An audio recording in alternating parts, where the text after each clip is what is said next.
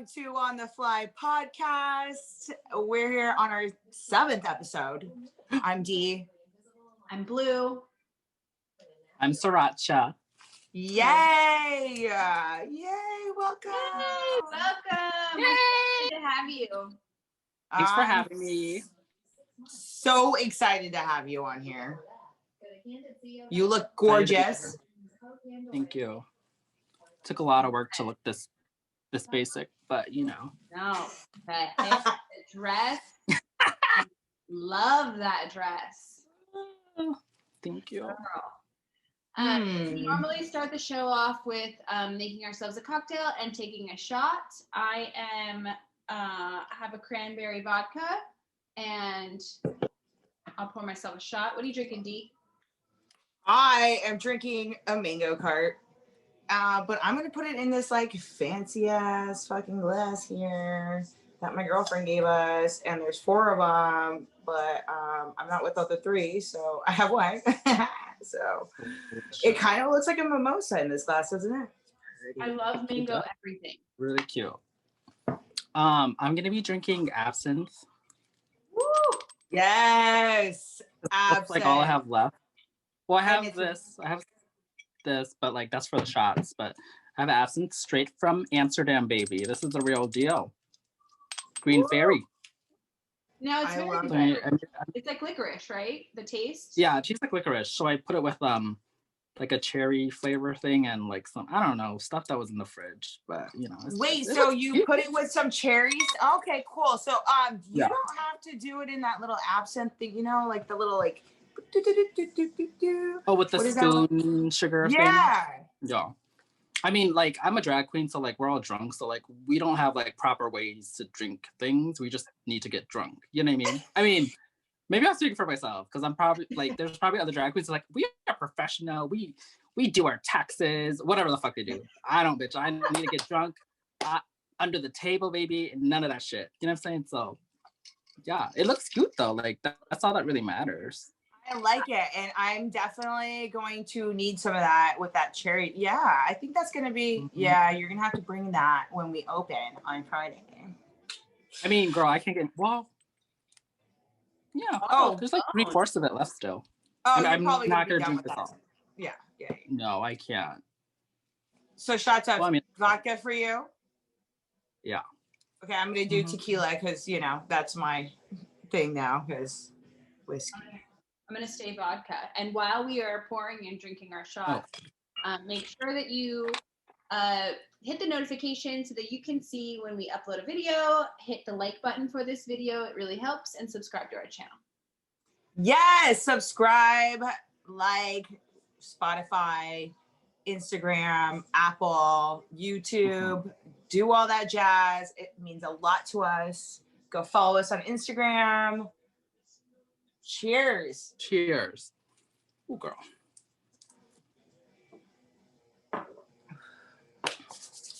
Oh, yeah. I feel good. Happy Tuesday, guys. Happy Tuesday. I don't know about you, but I had some tacos. Because Pepe's, okay? Pepe's. I love Pepe's, and I can't wait to be there in the flesh and actually go to Pepe's. Dee sent me a whole little care package from Pepe's, and it was so good. That's so cute. It's right down the street from Donkey D's, which Donkey D's is opening up Friday. If you didn't know, Donkey D's is opening up Friday. I can't wait. Cute. But we're going to have the brat truck there because they're awesome. And it's like having wieners in your mouth at a gay bar. Like, what else do you want? But Pepe's is right down the street from DD's, and they're new to the area, but they have amazing food in their Al Pastor is great. I think this is the second time I've mentioned them on our podcast. Oh, they're good. Yeah, let's endorse them and give us the tacos. We'll promote. Yeah, if we could have them promote, if they can come on our show or give us food so we can eat it on our show, why not, right? That's cute. A little like intermission, cool. 5 minutes or 2 minutes, a little commercial for them. Yeah. That's cute. I'm telling you. So tell the audience how you guys know each other. So I started, actually, I started working at Strut, but before that, I was going there as a customer because I thought it was amazing that there was a new gay club in the area. The last time it was a gay club was Lion's Den, and it had been here since I think the 80s or something. Some older customer told me, they were like, oh, this is a Lion's Den, right? I used to come here way back when. So now it was Strut. So me and a couple of girlfriends, we went to drag brunch, and it was Mimosa Girls. And lo and behold, I see this bitch on the stage, nailing it. And they have their solo moments and everything. It was really fun. It was a girlfriend's birthday. We got on the table, and I was like, I'm going to work here. I'm going to work here because this is amazing. I love the atmosphere. I love what it brings to the community. I just love it. And I started working, and there's Siracha. That's fucking amazing. Catwoman was Halloween when you dressed up as Catwoman. Yeah. That's fucking sick too. Catwoman. Girl knows, that was fun. You know how to work a crowd. I'm just saying. You do. Thank you. I don't know what I look like, so I'll take that. Thank you. But yeah, so when did you start, like, tell us about yourself. How long have you been doing drag? Like, or how long have you been in this, like, entertainment system center? Yeah. What? Yeah. Industry. There you go. Sorry. Yeah, there's the shots. I started 2019, January. Like literally there's a video on YouTube of like me, this is like my first performance. And that's how long I've been doing it. And I've always kind of had like a performance background, and I've always been like a fan of drag.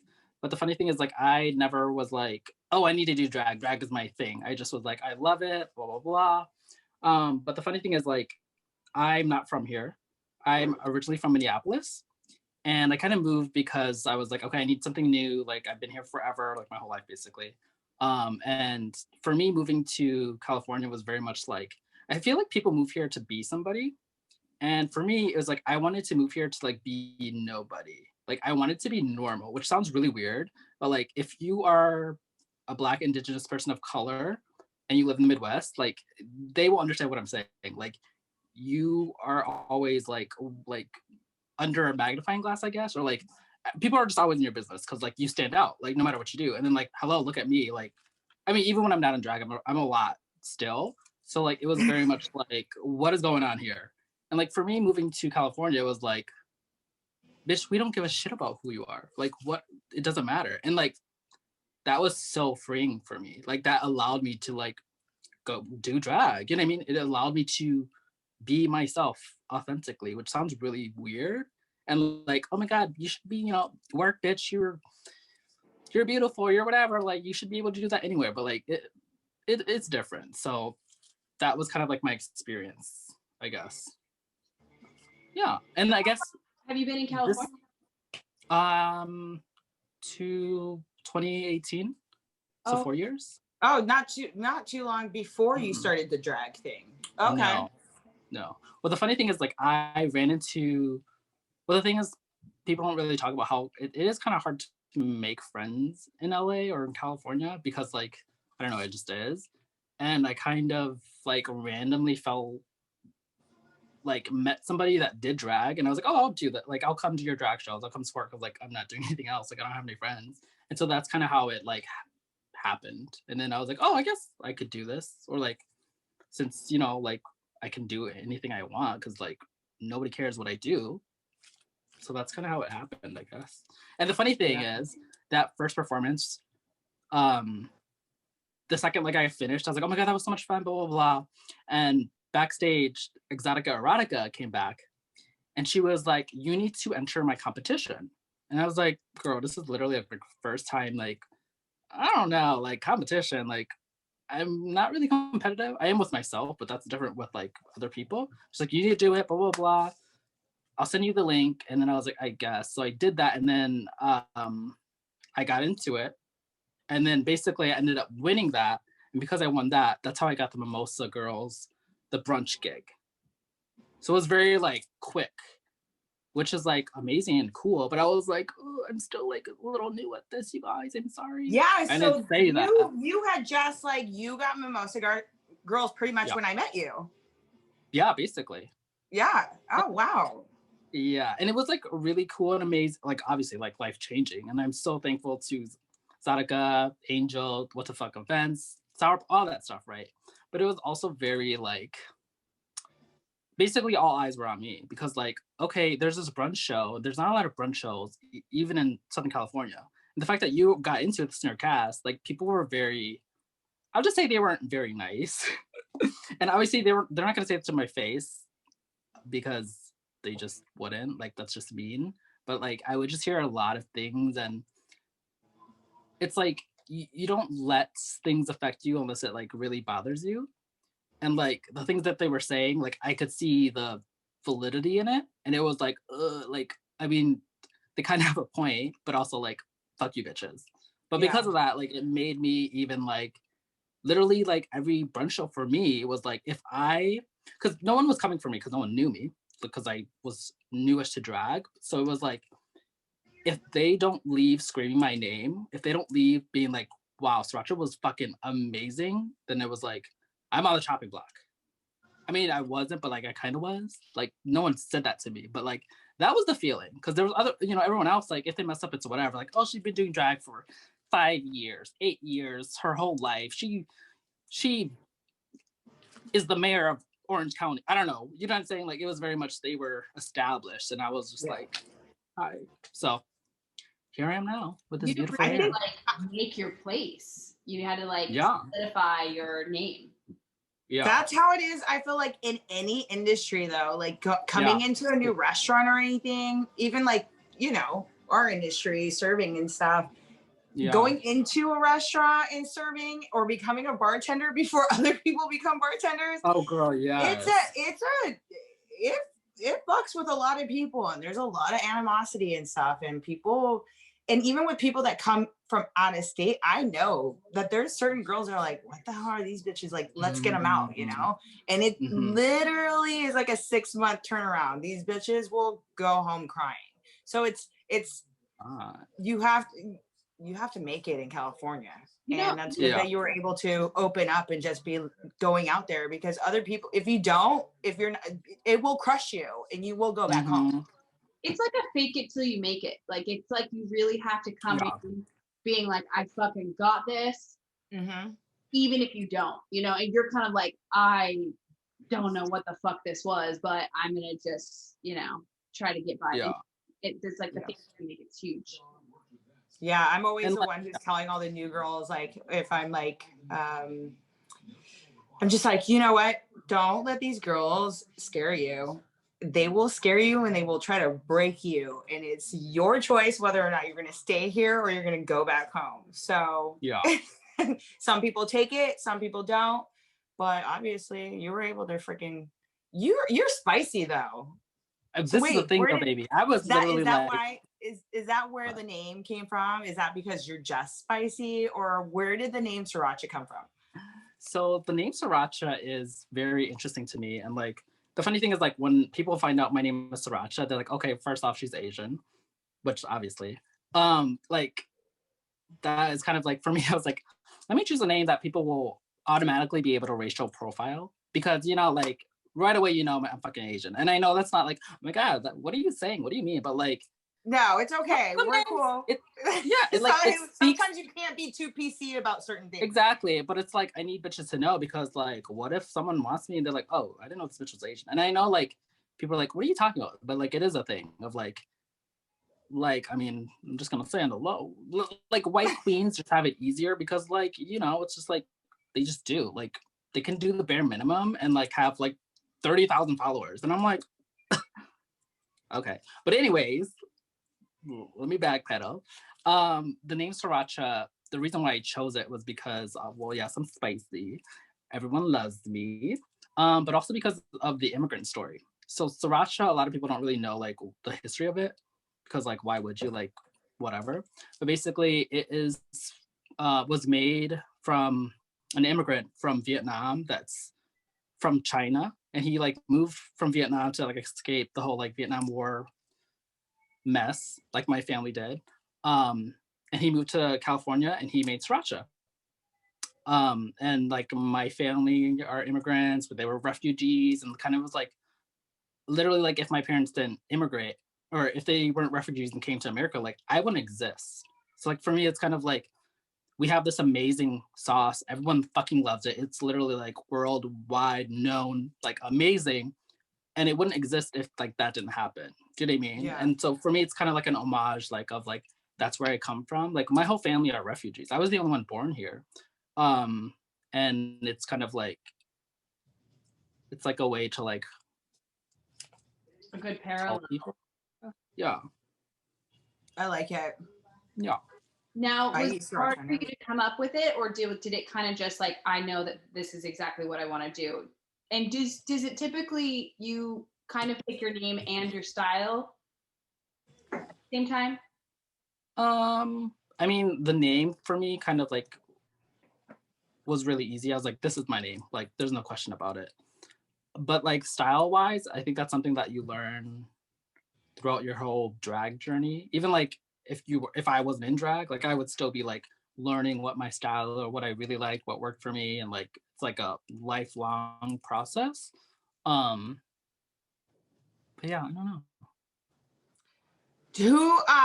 Okay, so I know, okay, so it's Siracha, but do you have any influences in your drag? Like, do you have like top people that you just like pull from, or is it just everything? Because I've seen you in your drag and you're like all over the place. Like you could be like 90s, you could be hip hop, you could be like this, like you're all over the place. So do you have like people that you get influenced by, or do you just pull from everything and anything every day?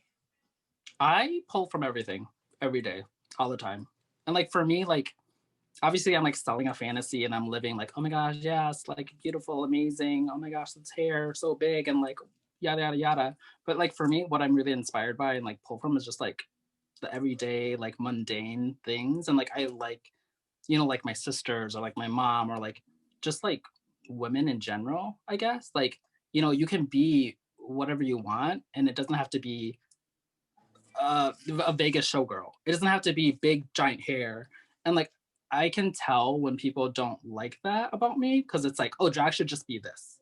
Like, I mean, just like when I started doing drag, like back in the day, it was just like, oh, your makeup is like almost too girly. Like it needs to be more draggy. And I'm like, okay, well that's really like, or no, they didn't even say that. They said like your makeup is a little trans. That's an excuse. That's it, baby. That's a little it's a little like offensive. Like what do you mean? Like why are you policing my drag?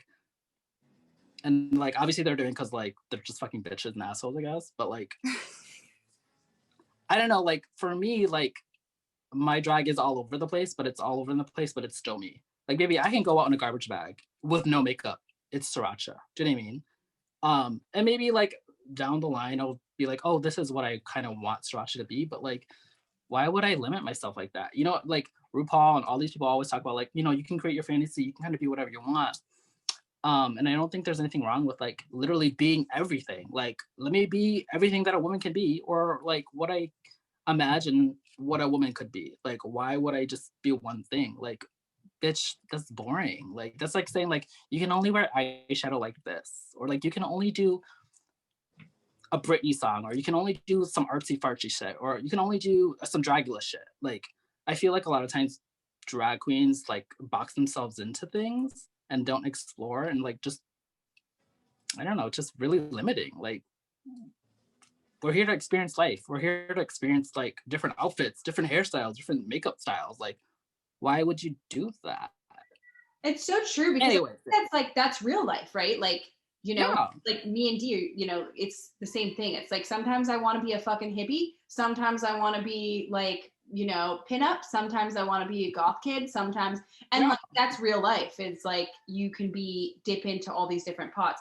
Then there's plenty of people who just go straight down the line of like, this is my all day, every day, you know. But I think it's nice to mix it up and feel different things. And I would imagine like performing and doing that would be similar. Yeah.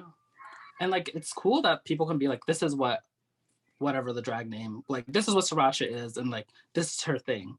But like, Siracha's Siracha. And like, she's multifaceted. She can be whatever she wants. Like, she can do comedy numbers. She can do sad numbers. She can do ballads. She can do dance numbers. She can do acting numbers. She can, whatever it is, like, she can fucking do it. And there's nothing wrong with that. And it kind of goes with the name too, because Siracha is like mixed with literally everything and every type of. Bitch, I didn't even think of that. That's good. Yeah, it's like Heinz 57 bottle. Everybody would be like, my customers are always like, what? Oh, me and my friend are betting. What are you? And I'm like, what do you mean? What am I? Like, oh, and then I just started like, oh, I'm a Heinz 57 bottle because I got everything in me, you know? Like, it's the same thing. Like, you're a Siracha. You could be anything and everything, you know? Yeah. So that's great. Now, do you, like, I've always wondered, do you like, do you typically have drinks to perform, or do you just go and perform and drink after? Because I know like musicians and everybody has like their different thing. I, even on this podcast, feel like I have to have a drink before I get on just to like loosen the nerves.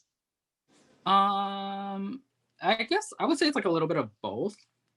I definitely don't have to drink, but it's kind of like, but like when I drink, it's a little more fun. You know, I'm not getting like sloshed. I'm not like, baby, I need you 5 shots in a row. Like, bitch, I'm going to be on stage. I'm just like, let me get a little drink and like, you know, because it does loosen you up. Yeah, it loosens that pussy up. Yeah, it's kind of like, bitch, you don't need toilet paper. Yeah, but you don't. It makes a difference. I don't know.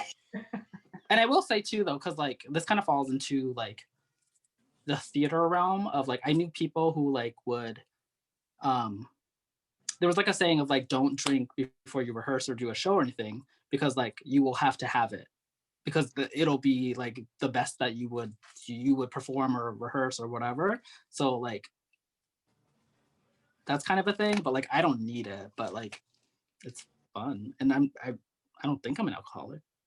No, I'm definitely not an alcoholic, but yeah. How much did you drink for COVID? Tell me. This is COVID. Yeah. I drank like 17 of those, like in 2 months. Where's your tequila bottle? Are you kidding me? You're still on the first bottle from March? Yeah.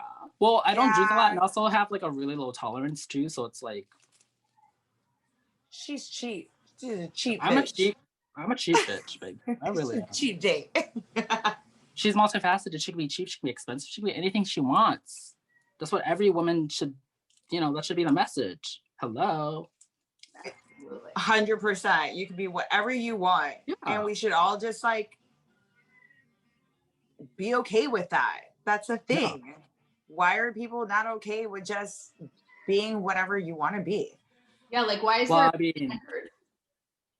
I mean, it's because it's like human nature to put things in boxes and like, oh, this is what this is.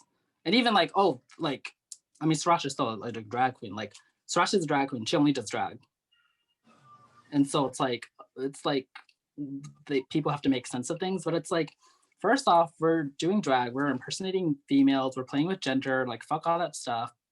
Like, that's literally like what we're doing. So if you can see past sexuality and gender, why can't you see past aesthetics and makeup and you know what I mean? Like, it's really, maybe it's something I need to change, because it's really like remedial, honestly. Like, it's we're right next to West End, and so we have a bunch of the kids that come through, so they'll go from West End to ours, and they know it's a gay bar, but then they start seeing the drags around, and then they're like, well, they'll come to me at the bar and they're like, well, what do I call them? And I'm like, it's like a girl. Like, she dress up as a girl. Like, say, hey, you can ask her. Like, or you can ask her. Yeah. She's not going to tell you shit. You know what I mean? Like, the whole thing nowadays is to educate, you know? Yeah. And I feel like some people are still kind of scared to ask questions. And I feel like I don't know. I mean, people assume that I'm a lesbian because I work at a gay bar. I've been with a guy for 9 years. I'm not. I think the female body is amazing and beautiful, and I love beautiful women, and I have a bunch of beautiful women that, you know, I have that are my friends, and I have you. You're a beautiful woman. You know what I mean? And hey, but it's just so crazy because I have the girls that'll come up and they'll be like, oh, well, what do I do? Like, how do I go about it? And it's like, well, just ask. Like, just ask. Yeah. It's now is a time to educate yourself. So I feel like if anybody who has a question and you have the answer, educate, right? True. But I will say too, on that same idea, I can see why people would be hesitant because it's so new to people. It's so like, what? Like, I feel like with drag queens or anyone who's queer or honestly anyone who's different, like, period, like from an early age, you kind of understand, like, you know, there's things people say to you that you're like, that kind of hurt my feelings. Do you know what I mean? So like for us, we know how to navigate these spaces of like, oh, I'm like, I don't know about this. Like, I'm curious versus like someone else being like, I don't know where you're from. What kind of fucking Asian are you? Obviously, like when I was younger, maybe that'd be a little more offensive, but now like I get where they're coming from. But it's like, I can see how if they said that to somebody else and they were like, what do you mean I'm from fucking America? I'm from, you know, whatever state. And then they might be like, okay, I'm never gonna ask anyone else where they're fucking from because they're fucking mad. And it's like, okay, bitch, like calm down. There's more than one truth to a fucking story. Like, hold on. So yeah. If that makes any sense. I don't know. So if somebody came up to you and just like started asking you questions at our job, you'd be cool, right? Oh, I don't give a fucking shit. Yeah. Yeah. That's what I mean, if we have to ask any questions, like 100%. So, okay, question. I'm a little confused with the pronoun things. So how do I know that certain people want to like go by like them or they? Like, how do I go about, like, because I had, when I first started working at Stride and it was lesbian night, one of the girls came up to me and her girlfriend was left at the bar and I said, oh, what does she want? And she goes, oh, that's not a she, that's a they.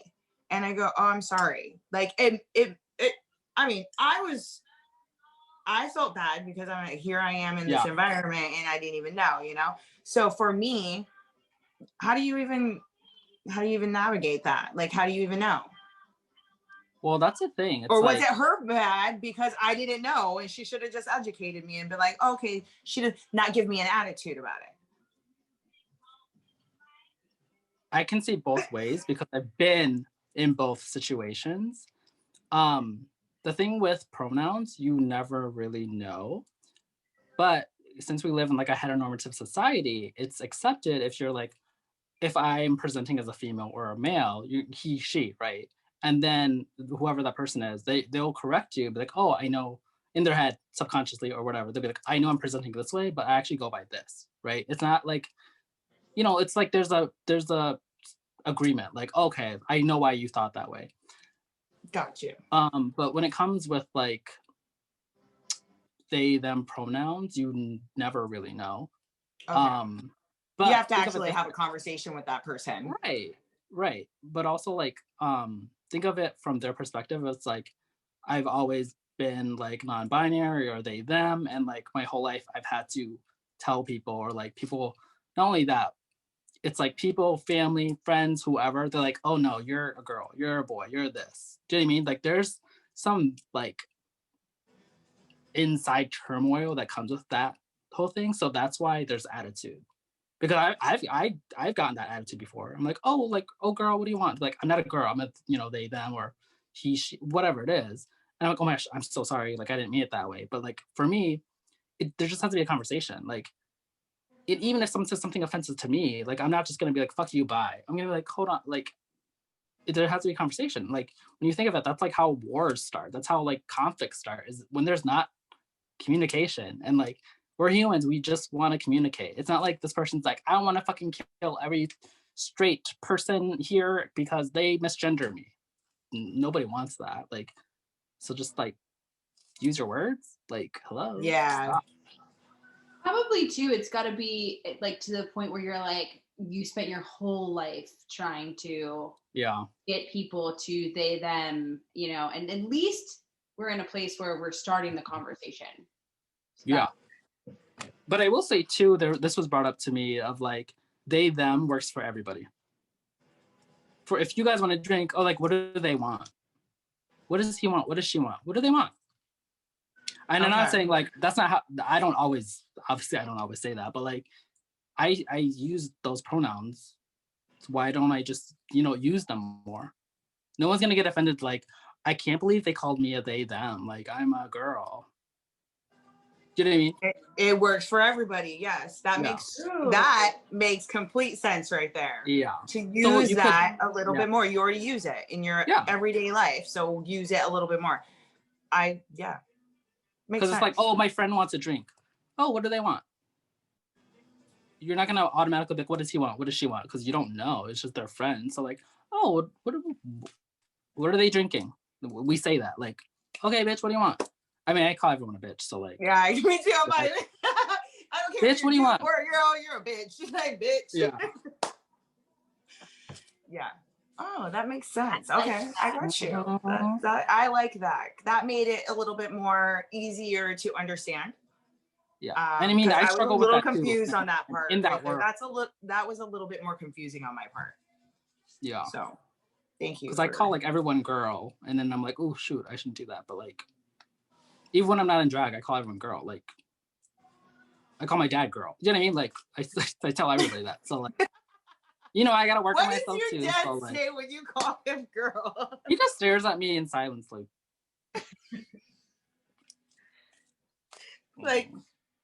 did you just say that? Yeah. Back up. I use that for everybody. So, I have a question. Performance-wise, how do you go about getting a performance together? Do you have like a way that you do it specifically? Like, do you learn the songs before you do like what your performance is going to be? Like, what is your system to your performances? I mean, back in the before 4 days, you know, when we could do things, I was very much COVID. Before COVID, BC, yeah. Like for me, I would do either numbers I've already done because I know how they would like work with certain crowds, and this was a learning process for me. Like even in Mimosa Girls, right? They'd be like, "Oh, do you have any brunch numbers?" I'm like, "Yeah," but like before that, even I did perform at other venues, but like downtown LA brunch is different from OC Costa Mesa brunch, right? And like this is not something they would know or I would know. They don't know like my exact work history of like, oh, where are the brunches you've been?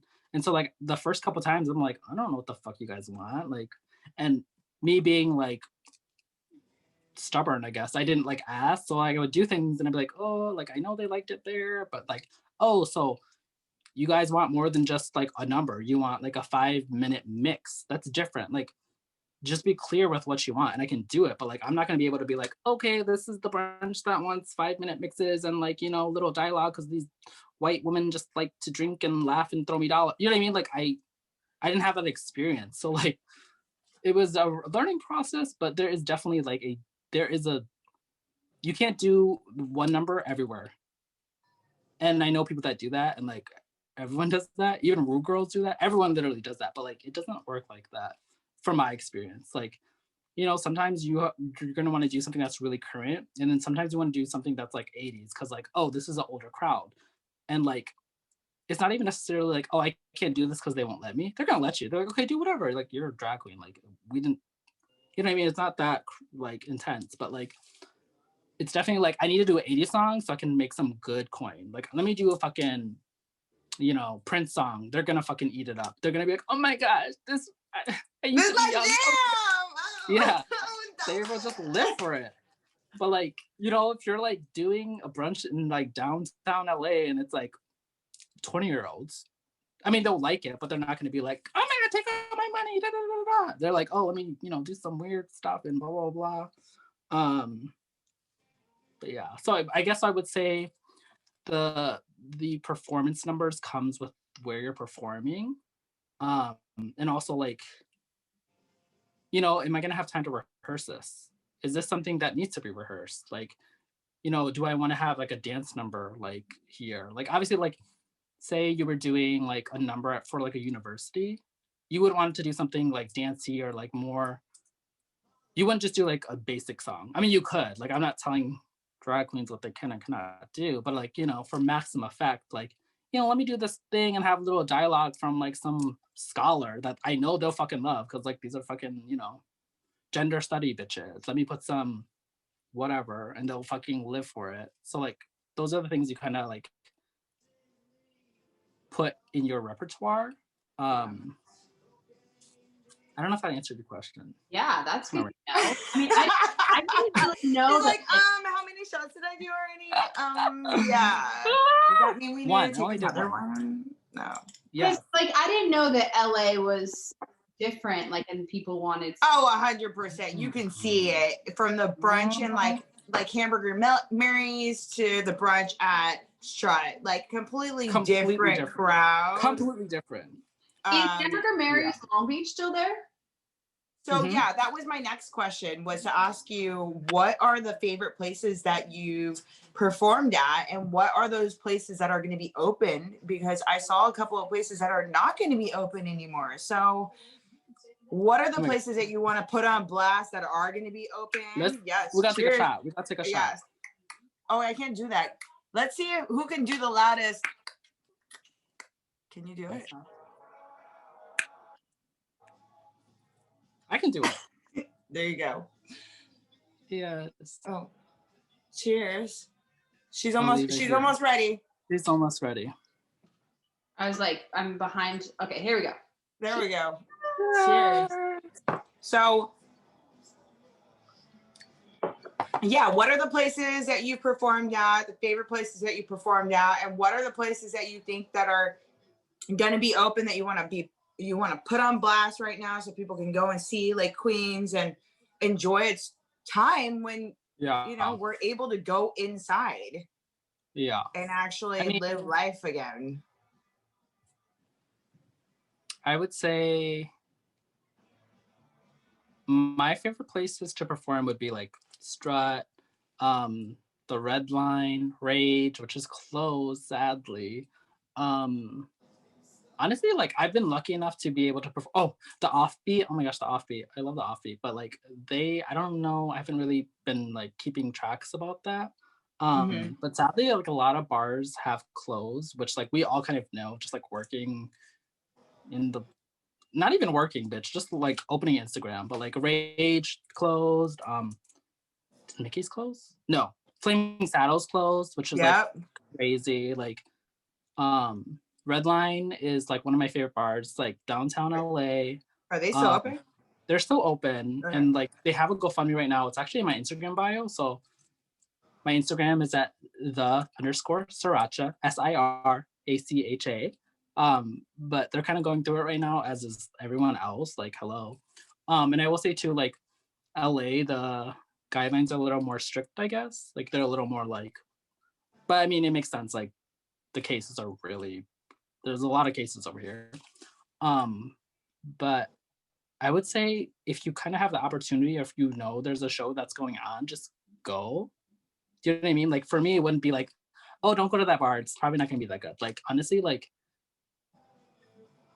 just go support any and all drag shows at this moment in time. Because if that's something you're like able to do, or like, you know what I mean? If it's you don't have roommates that are immune compromised, or like, you know, you have the funds, or like, you know, like life for you is pretty normal, or you have the vaccine, like go support. This is especially the time that these people really need the support, because like it's been really rough for everybody. And then like just imagine like drag queens in the gig economy, like baby, like I know like California has been really good with like independent workers and all those things, but like even that, like they get like nothing still.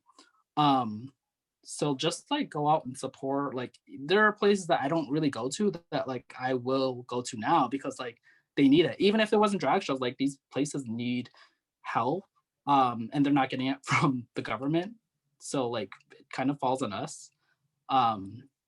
to like be there. And I know like people are like, okay, like it's not like we don't need bars to like survive, but like sadly there aren't really any other queer spaces. Like we're, you know what I mean? Like where else am I supposed to go? So yeah. So literally go to all and any drag shows, please. Yeah, all of them. I mean, and we're in a good situation too in California. It's not as cold as it is over there in the East Coast. You know, like she's showing me pictures and stuff, and it's fucking cold as fuck. And there's like snow, you know. So can you imagine all the drag queens in New York that even though things are open, you still can't perform or anything because it's too cold outside. It's snowing, you know. So we're in a good. Yeah, I mean, she showed me her front yard, and it's just there. No. You know, and two for us, you know, some of there's just I think Manhattan is very much like LA. Like Manhattan has been skipped. You know, as other things are opening, Manhattan does not open. It's kind of like LA. But yeah, it's like we were talking last podcast, you don't know who's not making it or who's just closing for winter until like you're able to open up capacity, because like the overhead, and I think that's what most people don't understand unless you're in the industry, is the profit margins for restaurants, bars are just very minimal. So a lot of people like, if I can't open to full capacity, you know, past there's no point. There's no point. So it's hard to tell, like sometimes like, are they gone? I love Rage. Like I spent my 20s in Rage. Like it hurts my heart to hear that that any of those places are gone. But yeah, it's like I don't know if they're gone or they're trying to weather the storm. So if you see the support. I think they're gone. Like here, gone. I don't know about over there in the East Coast, but like I feel like here they're gone. Like it's no, we're waiting until winter is gone. We don't have that snow. We don't have that, you know, you can still be open, you know. It's whether or not you can be open or not, whether or not you want to just have those 3 tables outside or those 6 people outside on your patio, and whether or not you want to put the umbrellas and the heaters and all that jazz out there. What do? You just close down. And for you guys, hopefully something happens with you guys, because all those places that snow and everything, like even though everything's open or things are opening now, you guys can't open. It's snowing. No. Who wants to sit out in the snow? We shut down completely last weekend because we were like, nobody's gonna come out. It was like 19 degrees. We were like, there's no point, just shut it down. And Arlene's, I work at a music venue, we kind of always are open. So you know, it's like the first time that we were like, it's not worth it. Just everybody they were like, oh, well, are you guys opening this weekend? I'm like, no, it's gonna rain this weekend. It's gonna fucking pour. You swear that these little tents that we got are gonna keep, and then the heat lamps. No, that's like accident waiting to happen. Calm down, guys. You're ridiculous. The thing that really is horrible, like it's honestly just horrible, is that like, you know, there's this whole thing of like, oh, you know, bitch, you don't have to go out to eat. Like, there's a pandemic, like, fucking, like, just make your own food, blah, blah, blah. And then it's like, okay, yeah, it's a business, but like, who cares if it goes under? Like, you know, people aren't dying. But it's also like, these are like, kind of like all we have as like a queer community, or not even that, just like in general, like these businesses, they're small businesses, they're helping the community. Like the money that goes into these restaurants or whatever it is goes back into the community, right? And like, I hate that we are fighting each other because it's really not about us. It's not about like, oh, like, you know, we actually need more people to go to eat, like it's your fault, or vice versa. Like we actually need more people to stay in. That's why COVID is so crazy. Like, it's not our fault. It's literally the government's fault. We can look at any other country, anywhere in the world, and it's like, oh, you know, we're gonna help you out with rent. We're gonna help you with living expenses, yada yada. Here we have to fend for ourselves. And even now, with like the Biden administration, and thankfully that happened, but also like we're still gonna keep them accountable for things. And it was all like, you know, there was like the $2,000 stimulus that's kind of being discussed, and they're like, oh, well, it's gonna be $1,400 because like, you know, you guys got like 600, but also like we had to make Republicans happy, blah, blah, blah. And then it's like, we're not playing this game anymore. Like hundreds of thousands of people have died, and you guys are just being like, let's meet in the middle of the aisle. Let's not give rich people money. Like, you can ask anyone on the street, well, over here, I guess, but like, you can ask anyone. It's like, everyone needs the money. Like, I don't even care if you're still working. I don't care if you're fucking own a business. I don't care if you're making money from the stock market. I don't care if you fucking got GameStop stock. Everyone needs money right now. Like, it's horrible. Like, why is this even a discussion? I think it's crazy too because, you know, it's like, do you understand what fucking rents cost in like a lot of these places? Because your fucking $1,000 was like, I sneezed and it was fucking gone. Like, rent is crazy in New York and California. That didn't even cover a month for people to keep their homes. That maybe bought them some fucking groceries and a night out of like, you know, I think that's where I always get so frustrated is businesses would probably be totally open to shutting their doors if they didn't feel so pressured by the rent.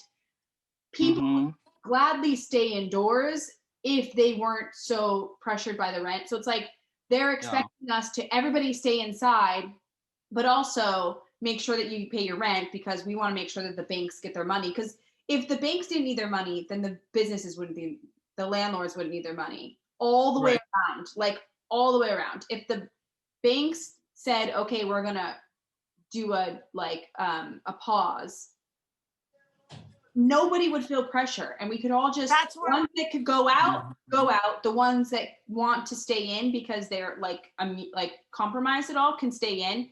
There's no pressure.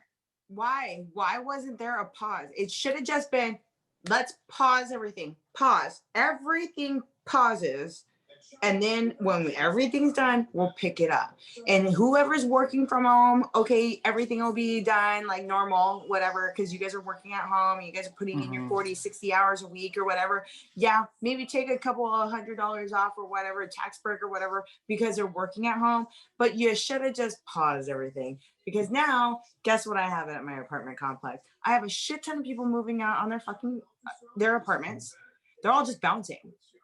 And I'm seeing like mail getting delivered at these places and food getting delivered at these places, but these people are already gone the last week. So I'm here like, what's going on? There's a shit ton of furniture and stuff at our garbage and everything. And it's like these people are picking up and bouncing. They don't have money. Afford it. They can't afford it. They can't afford it. And that's the only reason why I'm able to be here still in my house is because I just did bills and rent, and that was it. And I've had a savings, but imagine all those people that did not have a savings. Like we were always told you had to have 3 times your income or something like that, 2 times your income, right? Saving. Yeah. I never did that, but I did have a savings. I'm already gone through that. Imagine all those kids nowadays that don't have that savings, that live from paycheck to paycheck. They're all gone. They're all gone. You can see it. How many people are living on their credit cards? Oh, yeah. You know, like, it's crazy. But and the saddest part is we're losing these institutions that we can't get back. Like, we can't get the race back. We can't get the arts back. We can't get all these places that, like, are, like, important to our mental health of, like, you know, theater and all these things that were not a necessity. They are a necessity, though. They are. This is like a time when we really need it. This is the shit that we really need during these times where everyone's like, mental health is just gone off the deep end. It was already horrible to begin with because we live in fucking America where everything is so expensive. So like everything is just like exacerbated by everything. So it's like, I mean, there's people like killing themselves. Like do you know what I mean? Like that's a real thing, and the country in itself doesn't have the resources to like deal with this, and especially in a pandemic. What I mean. When you say like these little spaces are for the queer community, you know what I mean? And it's like, and we don't have those spaces for them. It kind of sucks because then they go into that suicide percentage, you know, and it sucks for people that don't have anywhere to turn to, don't have any friends, are hermits, but do go out to these areas where they do feel like they have a family and a connection to people. And it kind of sucks because we don't have those. So where are those people? because I've already heard a couple of them on Instagram and they were not feeling good, you know, and I've always had to reach out. I reach out, you know, we have to reach out to those people. We have to reach out to those people. You know, things are going to happen, but you just, I mean, you know that you reached out to people and that's what matters, you know?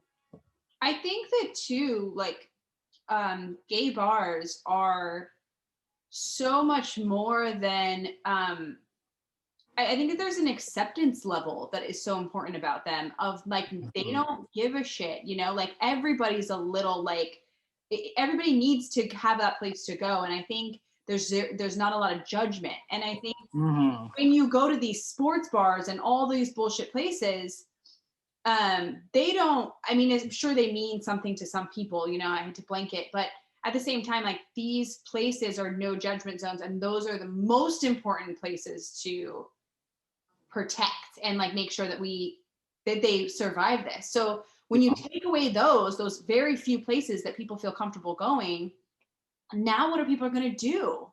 Even if you're not, if you're questioning or you want a judgment-free place, where do you go if you take all these really important establishments away? And that's the thing. It's like, I mean, I don't even have to like say it, but like this pandemic and everything that's happening, it's really affecting the people that are at the most vulnerable, you know, people of color, queer people. And like, even before this, these people were like struggling with everything. Like, it's not like these people were living in the lap of luxury. It's not like, you know, their mental health is amazing and they could just be like, I'm the fucking shit. Do you know what I mean? Like, bitch, I had to fucking get in full drag and geesh and whatever to like finally be like, okay, I love myself. I'm all about myself. Not everyone gets to do that. Like, and I know what that feels like. So I can only imagine like what these people are going through, because it's like, it's fucking a lot. And like, and even like people say like, okay, like, yes, we don't, you know, bars are not a necessity, or like going out to dances is a necessity, but it's a really cathartic, almost religious experience of like going out with people that are like you, or not even that, like people that like you can just be, you know, they don't expect or want anything from you. I mean, sometimes maybe, but you know, like it's very freeing to be in these spaces. I mean, baby, if you go to, you know, Stratton, I'm here serving you, you're gonna have fun. You're gonna be like, oh, like that was so much fun. Like, oh, like I needed that. Do you know what I mean? But like those things don't exist anymore. And like as queer people or people of color or anybody, like that is a thing that is like priceless. Like it's a need. We can't just go to regular bars and be like, oh, we're gonna make friends, unless we're like passing, or do you know what I mean? Unless we're like acceptable. Like, oh, like, you know, imagine if I was a queen that wasn't like very womanly looking, and I went to these places, people would think. I mean, this has happened to me before. Of like, okay, no, you're not coming in. Like, no. Oh yeah, no, I've been at places where like, you know, a queen comes in and everybody's like, is that a dude? Is that a dude? Is that a dude? It's like, and you know, from her perspective, she's just like, everybody's fucking staring at me. Like, what the fuck? Why can't I just go to a freaking gay bar where everybody doesn't even give a fuck about me? Like, you know, so yeah, we need those establishments. And it kind of sucks that all these establishments weren't around. And it kind of pissed me off too, like when we were open, because it was Orange County and LA was closed, that LA was giving us such a backlash on it, because it's like, oh, well, you guys shouldn't be open. And it's like, well, no, we should be open because we're the only county that you can be open at.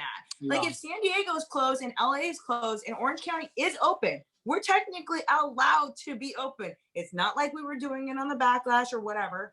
We were allowed to be open. Wouldn't you be happy that we were open for the community? But there was a lot of backlash in that. And I feel like, I think Girl, it's like I got in trouble for that. Yeah. I mean, and it was just like, it was kind of like, hold your horses. Like we're open because we can be open. But as soon as we weren't allowed to be open, what did we do?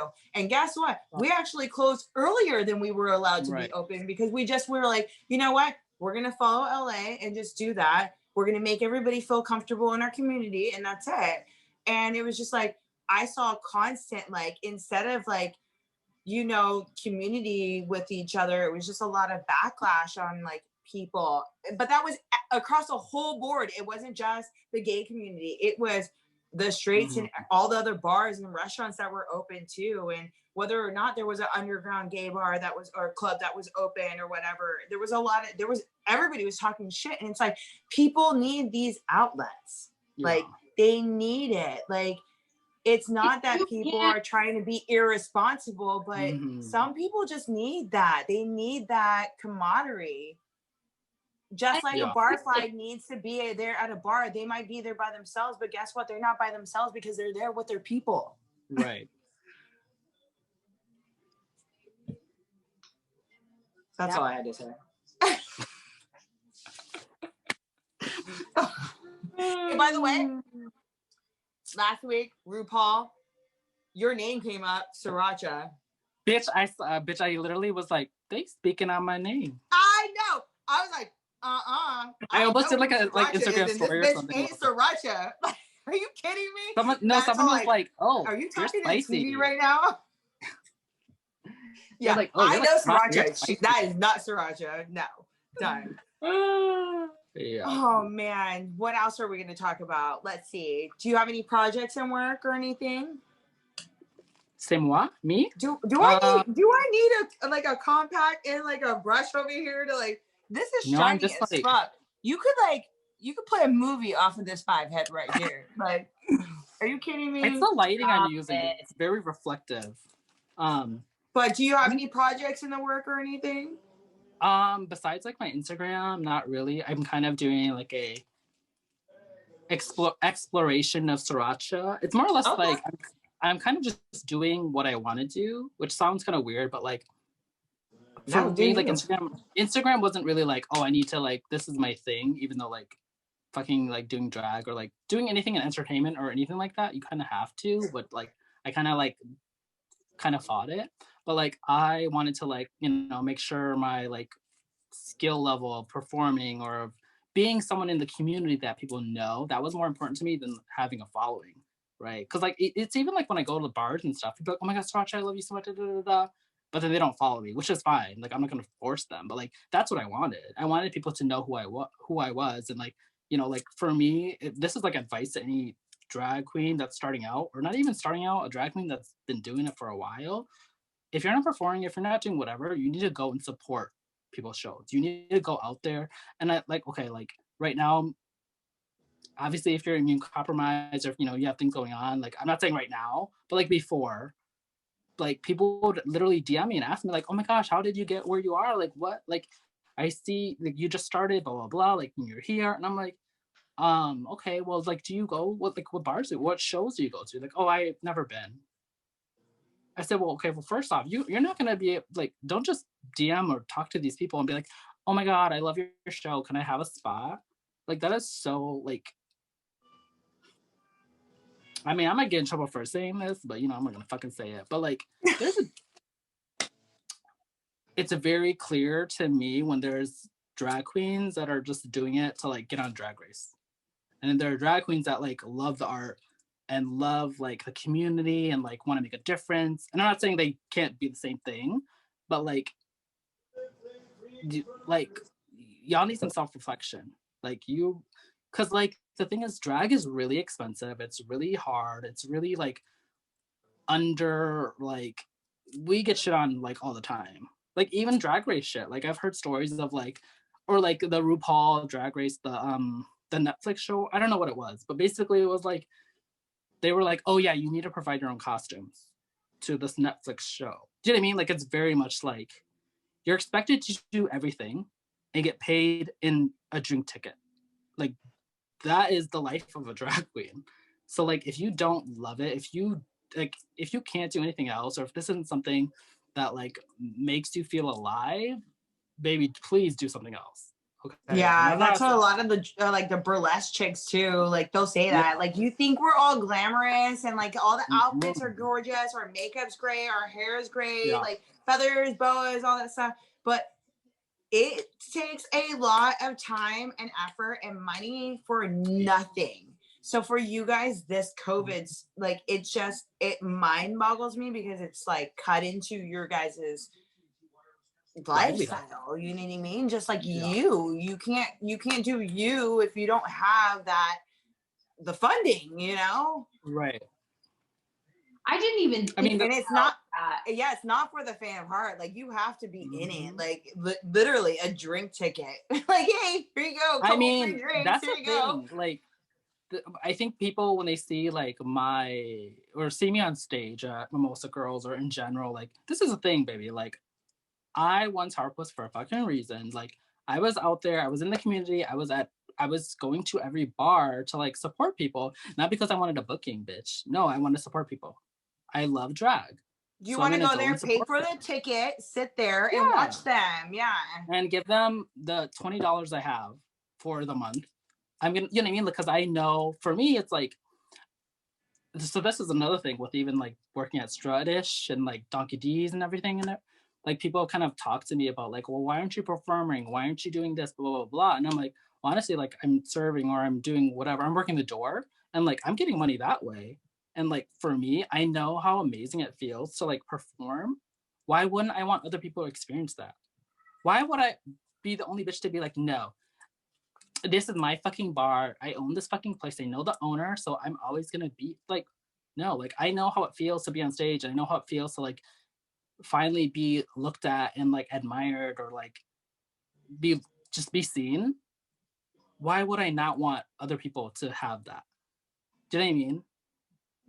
And so like, when people like say that to me, it's very much like, why are you doing drag? Like, what are, you know what I mean? What is, let me get under the real reason why you asked me that. And that's another thing too. Because you guys have fun at I mean, towards the end of COVID, when we were open, we were having the drags at the door, the queens at the door, and they were still getting tipped and made money. Like, everybody would come out, oh my God. And like, you know, like, they got everybody in the line like popping and ready to come in. And then they're still getting tipped, but they're working at the door, you know? So it's like, they were still dressed up, having a good time, didn't have to perform. They just sat at the door and still made good money. Baby. Because it's just the presence and like you being there and everybody's excited to see you. Because why do you go to, like, I mean, yeah, you go to a gay club or a bar for like, you know, other things, but I feel like I go for you guys. Like, I go for you guys. I love the performance. I love the way you guys come in all like just glistening and glittery as fuck with big hair. Like, I like that. So I know my girlfriends, when we go, like when I have my girlfriends come out to the club and stuff, they're just like, oh my God, you know, all these drag queens. Like, oh, I'm like, yeah, that's Siracha, that's so and so, that's, you know. So I feel like it's just it's a whole performance. Yeah, it's a whole performance, and we're missing. Even if we're not performing, it's even it doesn't even matter if you're just walking around the club. Like, it's just the performance and the atmosphere and people wanting to be there, whether or not you're gay, straight, whatever the fuck, whatever you like. Lamp, go ahead, get in there. You can go to the bathroom. There's probably a lamp in there. I don't know, but you do you know. And that's what I miss. I miss that, and I can't wait until we have that back. And oh my goodness. Now, is there like at the end of a shift, right? And like the end of like, I get to go home and like, is there like this, like is there some days that are like way too long to be in drag? Or do you feel like you can just do the whole day in heels and you could do the whole day in Siracha? I'm just kidding. Actually, I feel like, because like with Mimosa Girls, we had like the morning brunch and like the fucking afternoon brunch. And then one time we had that, and then we had a motherfucking private party. That was a lot, but we still did it. And like, the thing with like drag queens, and not only drag queens, just people who are disciplined, like, it's like a job. Like, okay, like, suck it up, baby, let's go, blah, blah, blah. Like, I think it's funny when people are like, oh, like, do you love it? Do you whatever? Yes, I do love it. But like, you can love drag and just take Instagram pictures. Do you know what I mean? You don't have to like be a performer. You don't have to like stay in drag all day. Those are different things. Even though it's all drag, it's, like I said, it's multifaceted, like we all are. But like, it's a job like that, and you signed up for it. So it's like, you're gonna do it. But I will say, it's kind of like with people, like I could perform on stage all day, all night and be fine. But like the dealing with people, I'm not saying like people are like bad people or I don't like people. I love people. Like people give me energy. I'm an extrovert or whatever. But like there's definitely like a expectation that like people put on you and you kind of have to like entertain them even when you're not entertaining them. So like when I'm like chilling and like eating food, like I don't want to be around people because like they want that performance. And I'm not saying it's a bad thing. I get it. Like I'm like half woman, half clown. Like I get it. You want to be entertained and I want to give it to you. Like I am entertaining. Most drag queens are entertaining. Like they're either beautiful or like they can, you know, capture your attention. Like they're entertainment. But like, you know, there's a time where it's like, baby, I only got 3 drink tickets for this. So like I'm gonna sit in the back and, you know. Yeah, I'm gonna take off my heels. Yeah. I'm gonna untuck and I'm gonna eat my food. I'm gonna pull my tights down a little bit, you know, and let my, you know, my nether regions breathe a little bit. So, you know. I really want Matt to experience a tucking experience. Like I want Matt to I want somebody to show him because he thinks, I don't know, he watches drag with me. I'm like, babe, we need to get you to tuck your balls back. Like, I feel like you need to do it. I want to know. It's pretty much for me. It's not even for him, actually. I was about to say, what does he think about it? Like, I just want to. I want to know. Like, I want to know. So I want him to have the experience. So maybe one day we'll have you over at the house. Drag. I'll put him in high whore drag. Oh, you don't understand. So for Halloween, I always dress up in drag, but you know, so you should do it in. Yes, you and I was fat bastard. I've been like one of the guys from YMCA and Village People. Yeah, Village People. There you go. And yeah, I've done a couple of different things. So this year, I really wanted to do Beetlejuice drag, and I wanted him to do Harley Quinn drag. And I had a skirt and all that stuff. And then we were like, we couldn't do that. The goth girl. What's her name? Oh, Lydia? Lydia. No, because everybody was doing that. You know what I mean? I was going to go as Joker. That's why. Oh, okay, got it. I was going to go as Joker drag, and he was going to go as Harley Quinn. But then our job made me do Beetlejuice, whatever. I was a unicorn. But before that, I wanted him to go as Freddy from the Got to Be Free, the video where he's in drag and he has like the pink sweater and like he's vacuum cleaning and stuff. And I want to, Matt is totally down for it. So I feel like if we can get him in drag, he has to be full drag, right? Full drag meaning you got to tuck. So I feel like this might be an episode. And he's going to be our, you like that? You like how I just said like he's going to, yeah, guys. That might be episode 10. That'll be good. That'll be cute. I feel like turn your motherfucking notifications on because we're gonna make this happen. 100%. That'll be good. Except if I was gonna put him in drag for that like Freddie Mercury whole thing. Where's Steve? Oh, but if I was gonna do that, because like that drag is very kind of like gender bending, like kind of masculine still. Yeah, because he has a mustache. He has the mustache. He just needs a bob. And I have a leather skirt, and I have fishnets from. He just needs I think we can do this, but I feel like he needs to have the full experience, you know? Yeah. Like the full experience. Well, the thing is, like, I talk or whatever, but like not as extensive as some other people, because like, I mean, I'm just gonna spill the secret. It's not a secret, but like this is like a thing that even some drag queens don't know, but like how to like make a little like random tucking thing. Like some people use duct tape and like tape it and blah blah blah, which I do like sometimes like one, but some people like really duct tape it, which is like aggressive and like you have to shave. That's a lot. But what I do is like take like old underwear or something spandexy and you cut it and like use the band, and then you take like a tube sock and you cut the tube sock. So then you take the tube sock and then you put the band in there. So the band goes in your legs, pull it up, and then the elastic tube sock holds it in place.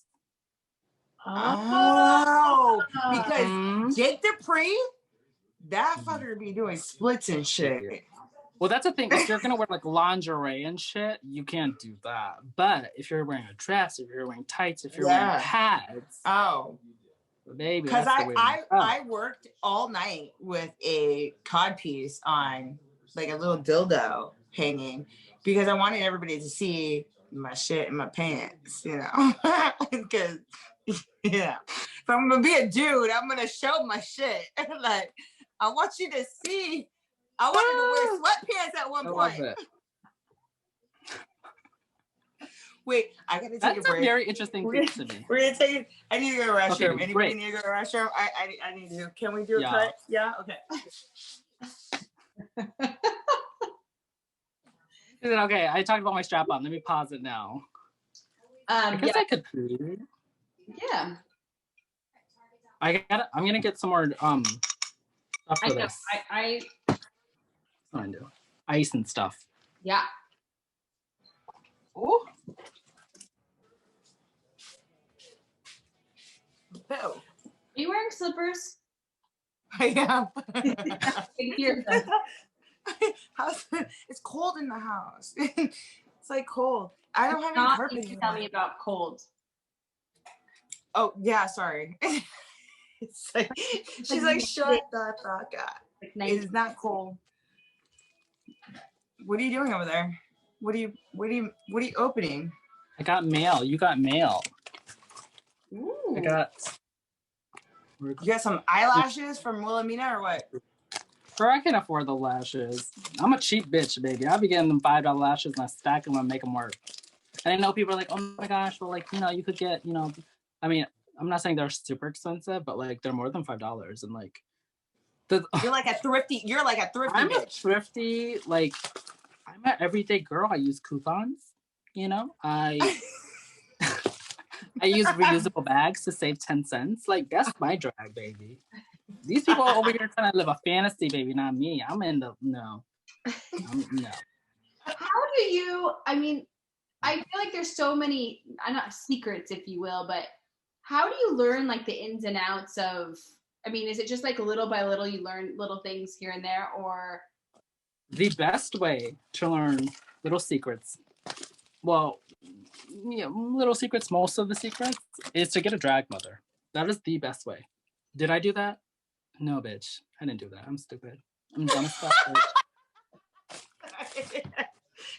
You know what's fucked up? The best way is to get a drag mother, but did I do that? No. I didn't do that. You know, I'm sure if I did like a fucking like makeup tutorial, like people would be in the comments like, girl, what are you doing? Don't do that. Don't do that. You should do this. You should use that, blah, blah, blah. But I'm like, baby, like, so like, I mean, there are some things I use that are like somewhat expensive, like $30 expensive. Like that's kind of expensive for makeup. But like, baby, I use like drugstore $4 shit because when you think about it, and I'm thinking in the future, because I'm not doing that right now, but like if I'm traveling, if I'm doing stuff, like a department store is not going to be open. I need to be able to use anything and everything. And like a CVS is always open. A grocery store is always open. That's what I really need to be able to use. And the thing is like, if you can use the really shitty stuff, you can use the expensive stuff. It kind of doesn't work the same way. Like I've used some really nice stuff that I'm like, oh, this glides on so beautifully, but it's 20 times more expensive than this shit. Like, do you know what I mean?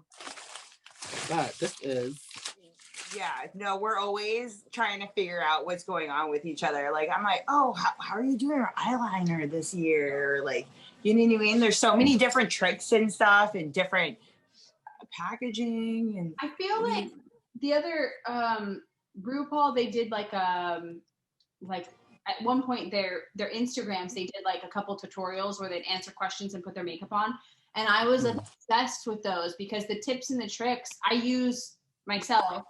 And they were brilliant stuff. Yeah, we were doing. I will say too with like, well, people like will look at my Instagram or like look at my face and be like, oh my gosh, you're such a great makeup artist. Like, oh my, like, teach me. And I'm like, baby, I can do drag makeup. If I put you in, I mean, I could put you in drag makeup, but like that's a little different than like everyday makeup. I'm not saying like I couldn't do it, but like it's different. Like I can do this because like I've been doing this for so long, and like I know like, oh, this is gonna read like this on stage. Like if I put you in like, you know, a shade darker foundation and 2 shades lighter highlight, you would be canceled. You would be canceled. You know what I mean? Like it's different, but like drag, it's like on stage, it gets washed out. Like you need to have that crazy color imbalance. So, you know. Did you? Now I'm starting to look at my makeup on here. I'm all, No, you girls look good. Did you learn that prior, or does that like come with your experience in the last 2 years? It comes with experience. But also like I've always kind of been like a lover of theater and everything like that, and I would see things like that, and like I know I'm not the only one, but like they're, you know, everyone's kind of like weirdly obsessed with like makeup tutorials, like straight men, people who never wear makeup. Like it's really like, it's just fascinating. Which is why I'm like, maybe I should make some, but like, baby, I'm not ready to get red like that, because they're gonna be like, what is she doing? What did she just use her tongue? Did she just spit in that? And I'm like, ugh. So that's why I'm like, let me wait. Like, and that's all. Did you just lick your brush to put it in your fucking eyeshadow? I'm like, yeah. But the thing is too is like, there are a lot, because like I looked at makeup tutorials and I, you know, before I even started anything, and like people don't have my face, right? No one has your face. So like, you know, I have like the double eyelid. I have this. I have literally no space here, but I don't have like a, you know, protruding like brow bone. Oh yeah. So like I would watch things like that and they would like, oh, this is how you do this. And I'm like, I don't have that. Like I'm confused. So like the only way to really like learn is just to do it. That's why I don't say I'm a makeup artist. I can do whatever on my face. Like I can literally be like, okay, do you want that? I can do that. But if you told me to put that on someone else, I'd be like, ooh, girl, your nose is a little crooked, baby. This is a little not what I signed up for. So because like honestly, like even with my lashes, I didn't know this until I started doing drag and wearing lashes. Like one of my eyes, I don't know what it is, but it's like a little crooked or something. Because I would put it on the same exact way, and it'd be like, ugh, and I'd be like, hold on, I know I'm not crazy. Like this is. I know I'm not drunk. Yeah, so like I have to put it on a little different to make it like look straight. You know what I mean? Yeah. So not sisters. You want them identical. Exactly. Eyebrows, whatever. But lashes, if they're not the same and you're wearing big ass lashes, $5 fucking lashes, they're gonna be like, where you're gonna look like a motherfucking like the VW bugs with the well that and all the bitch, you're gonna look like a Muppet. Like yeah. Oh man. Do you have any funny stories? Any guys that have hit on you? That like any like funny fucking stories of being just the queen that you are, being out, Vegas stories. No, maybe not Vegas stories, because you know whatever goes on in Vegas stays in Vegas. But do you have any stories like? Is this PG-13 or what is? Yeah, no, you do you, girl. Bring yeah, it. Bring it. I have. Okay, this is like not even like a story. Well, it is a story, but it's not a story. It's also like a message, and like, you know, maybe this is what we're all. We about, like but, those. The more you know, yeah, we'll like flash that. Hey, old Jamie, can you get that? Thank you. But I used to paint a little more girly, if that makes any sense. I didn't have like as severe as contour or like I didn't have like a white like fucking foundation-ish stuff here. Like it was very like. Basically, I painted for the bedroom, not for the stage. Okay. Because like that's what I wanted to emulate, and I wasn't on the stage all the time, so I didn't need to have crazy clown makeup. Not that I'm saying this is clown makeup, but you know what I'm saying. But because of that, like not only so I got hate from drag queens and them being like, you're not a drag queen, you're just a girl. Like just be trans. This is things people would say, which is pretty fucked up. You're obviously. Like, that's not what I'm trying to do. Yeah, like first off, who are you to even like? Anyways, let's go past that because that's a whole can of worms. But I did not know how like scary it was for women. I did not know, like I was scared to walk like a block to my Uber because I would be harassed. I'd be harassed walking there. I'd be harassed in the Uber by the Uber driver, by the fucking passenger. I was like, oh my God, like women really have it tough. And like, I know there's a lot of like straight men. They're like, oh yeah, but like, you know, we're complimenting you and like you should be thankful, but like it is scary. And like I guess it's a little different because like, you know, I'm a man. So like, you know, like if they find out there like I could like I'm in danger, like physically, but like it is scary, like being harassed to that multitude or that whatever that is. Yeah, because if they're drunk or whatever and they see you walk by, like they're gonna think think you're a chick, you know, like you are head to toe girl. So I can only imagine like. And so that's like why kind of I paint a little more. Like this is the thing I like remember like reading like, oh, why don't drag queens blend this more? Why don't they do this? And like obviously like hopefully whoever's watching this understands from the get-go, like I'm all about like do not police anybody's anything, their makeup, their style of drag, their performance, their fucking identity, all that stuff, right? But like there's a reason why I paint a little more severe because like it's almost like a safety thing. Like I need them to know I'm a drag queen because if they don't, I'm gonna get harassed, which is horrible. Like if I was a woman, I'd be harassed. Like fuck, like shit. That's a lot. That's a lot to unpack.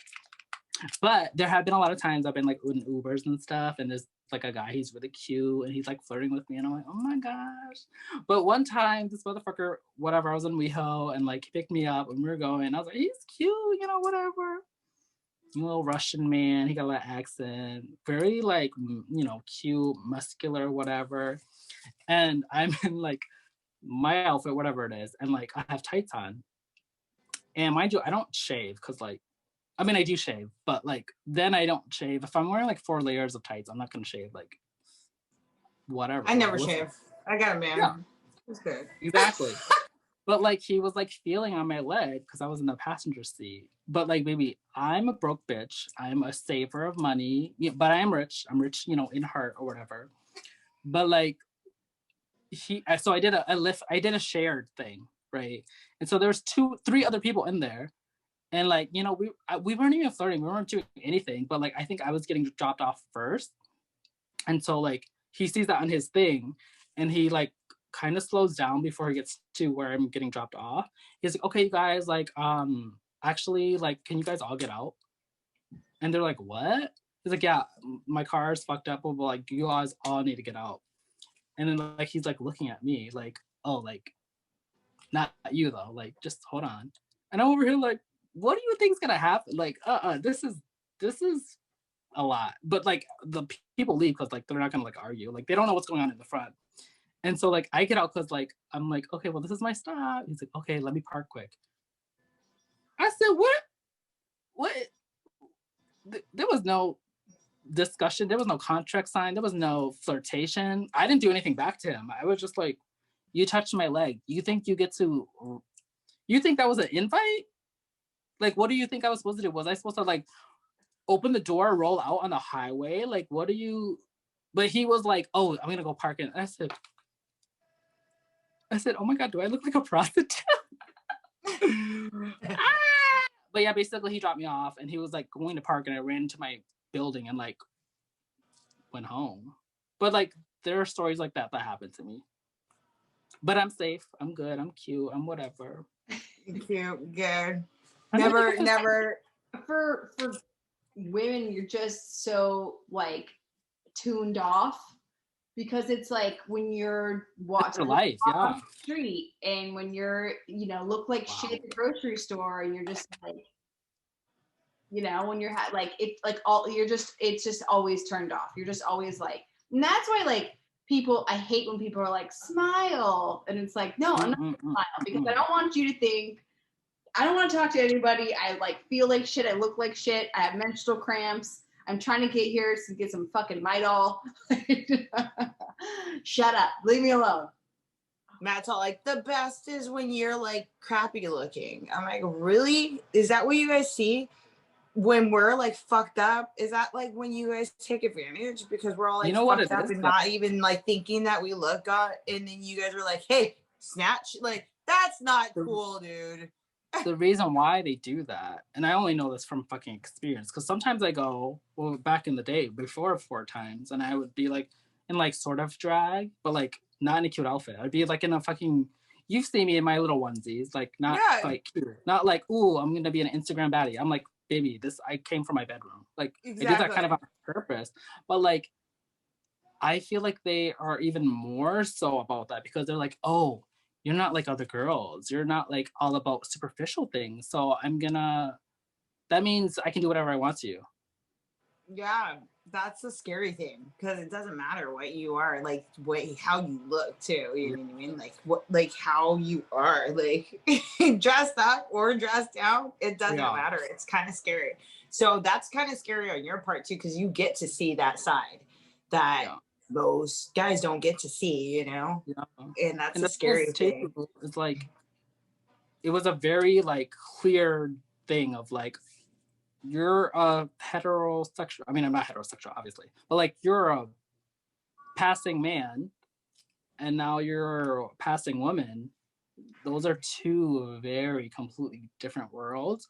And the other, like, I'm a very confident, I'm very outgoing, like I love people. And when I am Michael, when I'm not Siracha, when I'm Michael, I can literally kind of do whatever I want and it's, no one bats an eye. But when I'm Siracha, when I'm a girl, it's like, it's a little scary, which is you get to see both sides. That's like the crazy thing because I feel like you, like the queens get to see that side of both sides, you know? Oh, that kind of brings me to the whole thing with like transgender and stuff. I was listening to somebody and they were talking about how like transsexuals, what's a PC word for it now?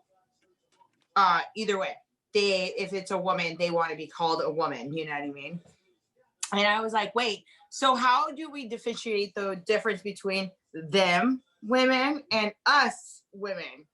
Because we bear kids, you know? And it's like, so how do you call us gods then? Like, what the fuck, you know? How do you, because like, you know what I mean? Yes, I know what you mean, and like because like even though I'm like a man and like I'm a drag queen, I know where you're getting at because like that's kind of my world of like because you have queerness, you see the both sides, But I would say even to that, like if a girl, you know, has whatever, like if her uterus was compromised or she can't have kids, is she any less of a woman? No. So I would say that translates into the other realm. The same way.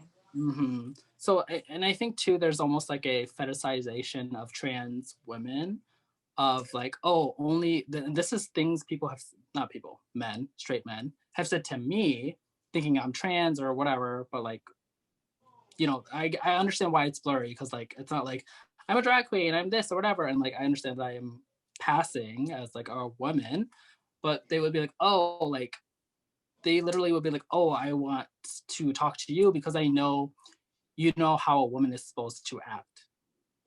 Like, a woman is not going to know it because, like, she just doesn't know. But I know, like, someone that was born man that is a woman or transitioning, they know, like, the social parameters of, like, how a woman should be, which is fucked up. But, like, that is a thing.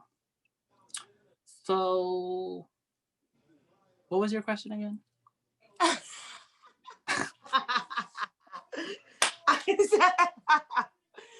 feel like I segued and I don't know, but what was the question? Oh, I said, because I was listening to something, I said, how are we supposed to differentiate ourselves, like the difference between a trans woman and a woman when like we can give birth versus they can't. So how do you, like, you know, you like we're women, they're women, right? They identify with women, but we're women too, and we give birth. But like you said, do you identify with less of a woman if your uterus does not work? No, You're still a woman. If you have breast cancer and your boobs are gone, do you identify as less than a woman? No. So it makes sense. But also too, it kind of falls into the kind of what's it called? Like the anti-woman thing? What is it called? Oh my gosh. Feminism? No, anti. I don't know like what the sexism? word is. Sex, maybe. Well, that is it, but like there's masculinity, like sexism, like what do you mean? Oh yes, sexism works, but there's another word that's very specific. I'll think of it later. But basically, there's a we're the podcast that gives you information without really giving you information, with letting you know about the information that isn't really information. So don't worry. I'm trying to say, the policing of women's bodies, and I know this because doing drag, when I'm a boy, I mean, yes, I'm policed, but like not to the extent of like, your hair should be a little longer, your makeup needs to be a little more this, your this needs to be that, your blah, blah, blah, blah. Like the policing of women's bodies is very apparent to me, even before drag, but especially during drag. It's like, you need to be more womanly or this, blah, blah, blah. This is how women walk. This is how they talk. Like, it's really fucked up because like, what if you aren't a girl that's really feminine? What if you are a girl that has hairy legs, that has this, that has that? Like, that is the issue that comes around when it's like, what is a real woman? You know what I mean? So like, to your point of like, oh, but like, okay, you know, in our idea of our biblical idea of what a woman is like, oh, the women give birth. And so then it's like, okay, well, what if like I can't give birth? Does that mean I'm less of a woman? No. Okay, well, what if I was born a man, but I transitioned to a woman? Does that make me less of a woman? No. Okay, well, what if I don't like makeup, don't like anything feminine, and I like sports and I like this? Does that make me any less of a woman? What if I have short hair and I'm really butch, but I like men or whatever? I mean, those are two separate things, but like, does that make me less of a woman? No. So like, no. And I think we're still trying to understand that like, oh, how can someone identify with this when they're like not womanly? What is womanly? What, like, why are we putting these box of this is what it has to be? Yeah.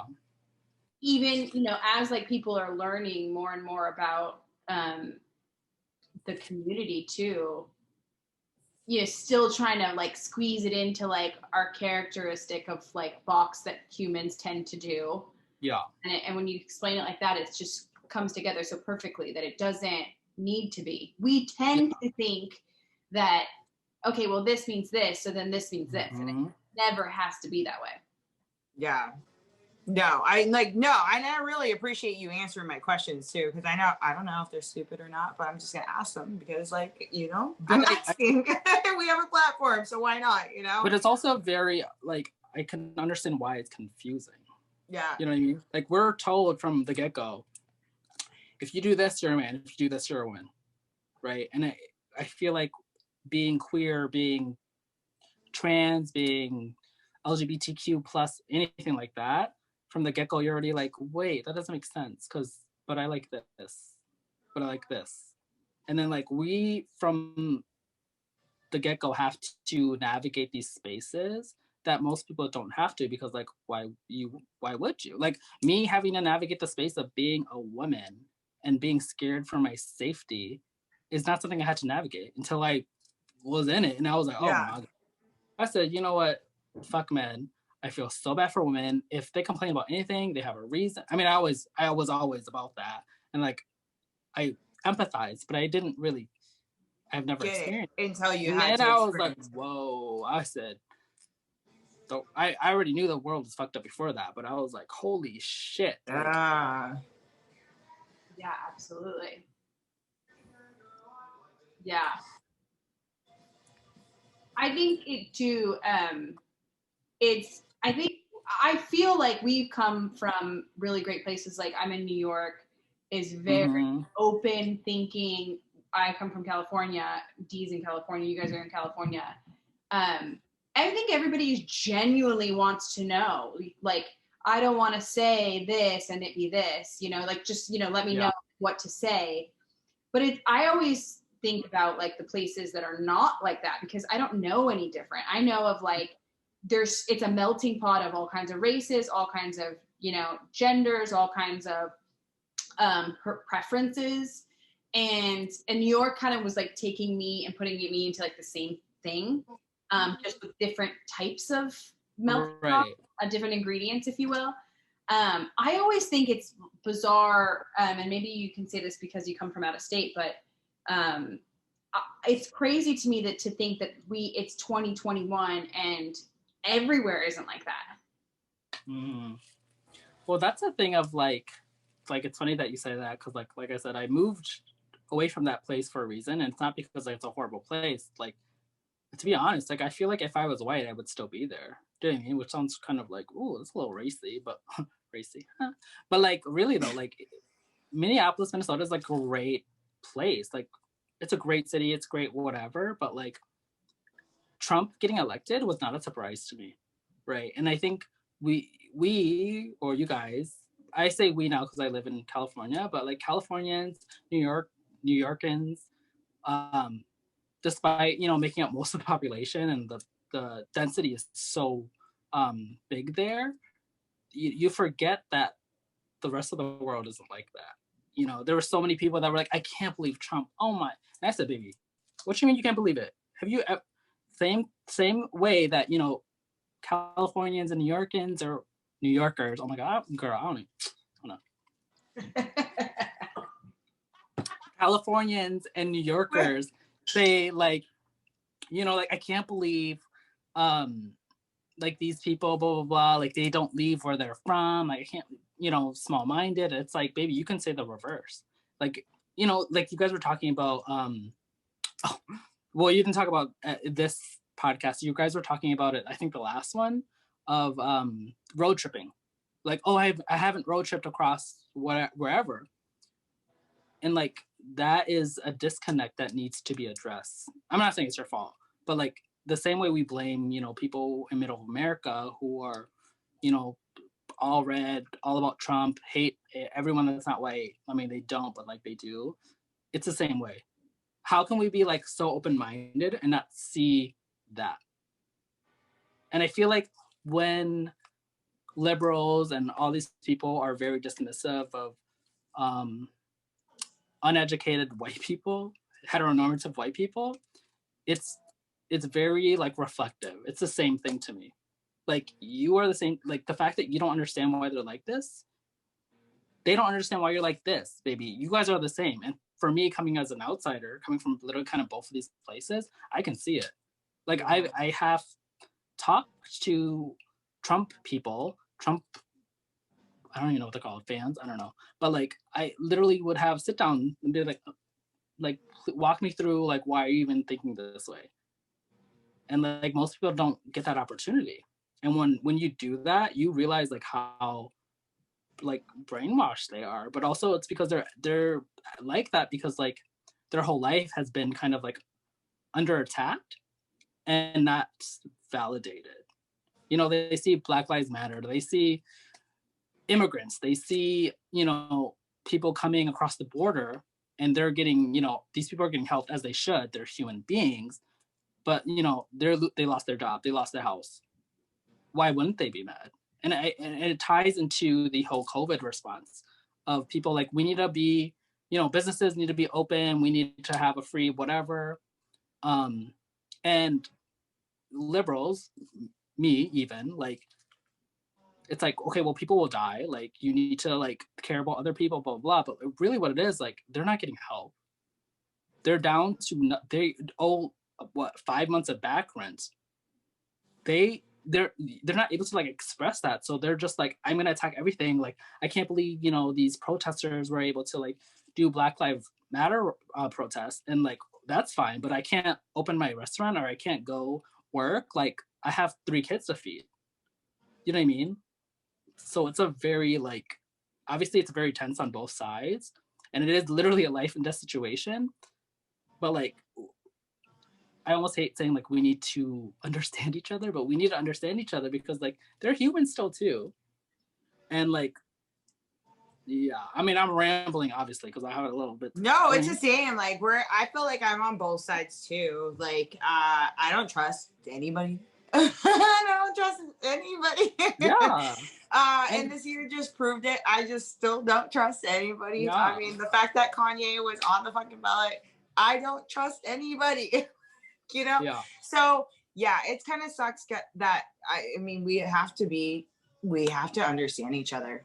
It comes down to that, and I don't think it's gonna happen anytime soon. No. Well, we're blaming the wrong people.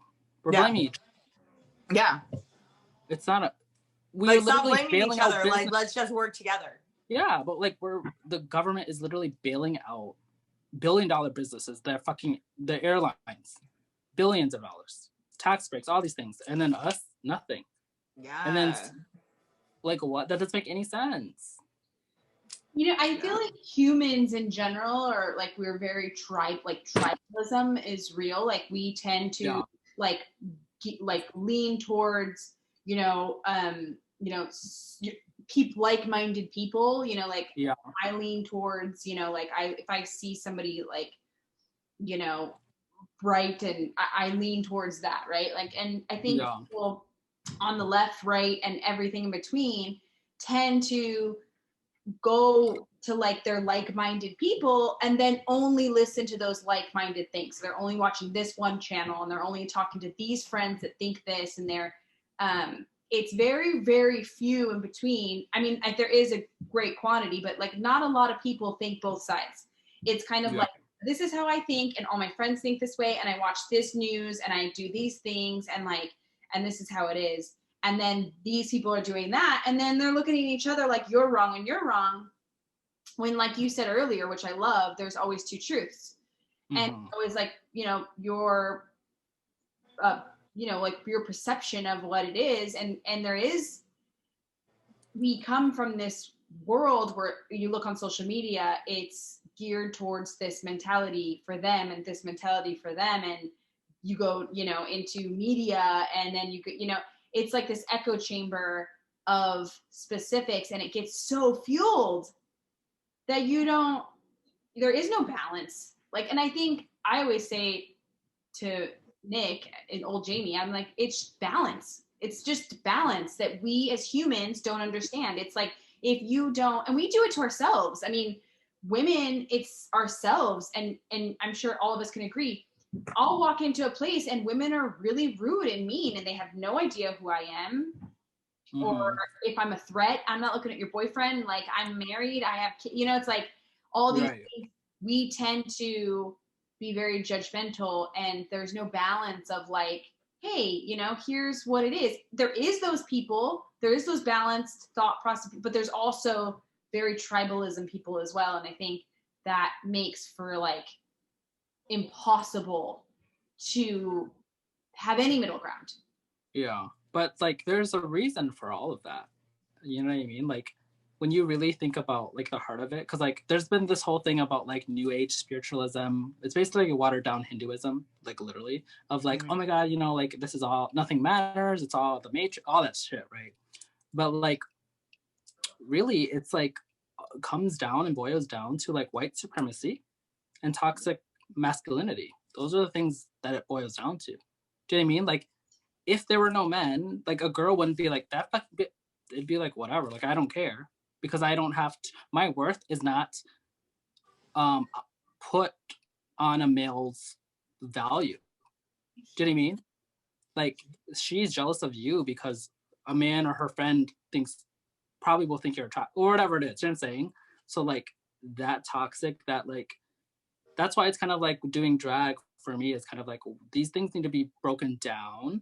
And a way to break that down is kind of like me being dragged, even though I'm a boy or a man, whatever. But like, it kind of like puts it in a way where you can flip it and be like, oh, like this is funny, but like, oh, like this guy can just be a girl. Like, oh, maybe that's cool, but like, how can he do that? So it kind of like slowly is like pushing the boundaries of like what our society expects from all of us and is forced upon us.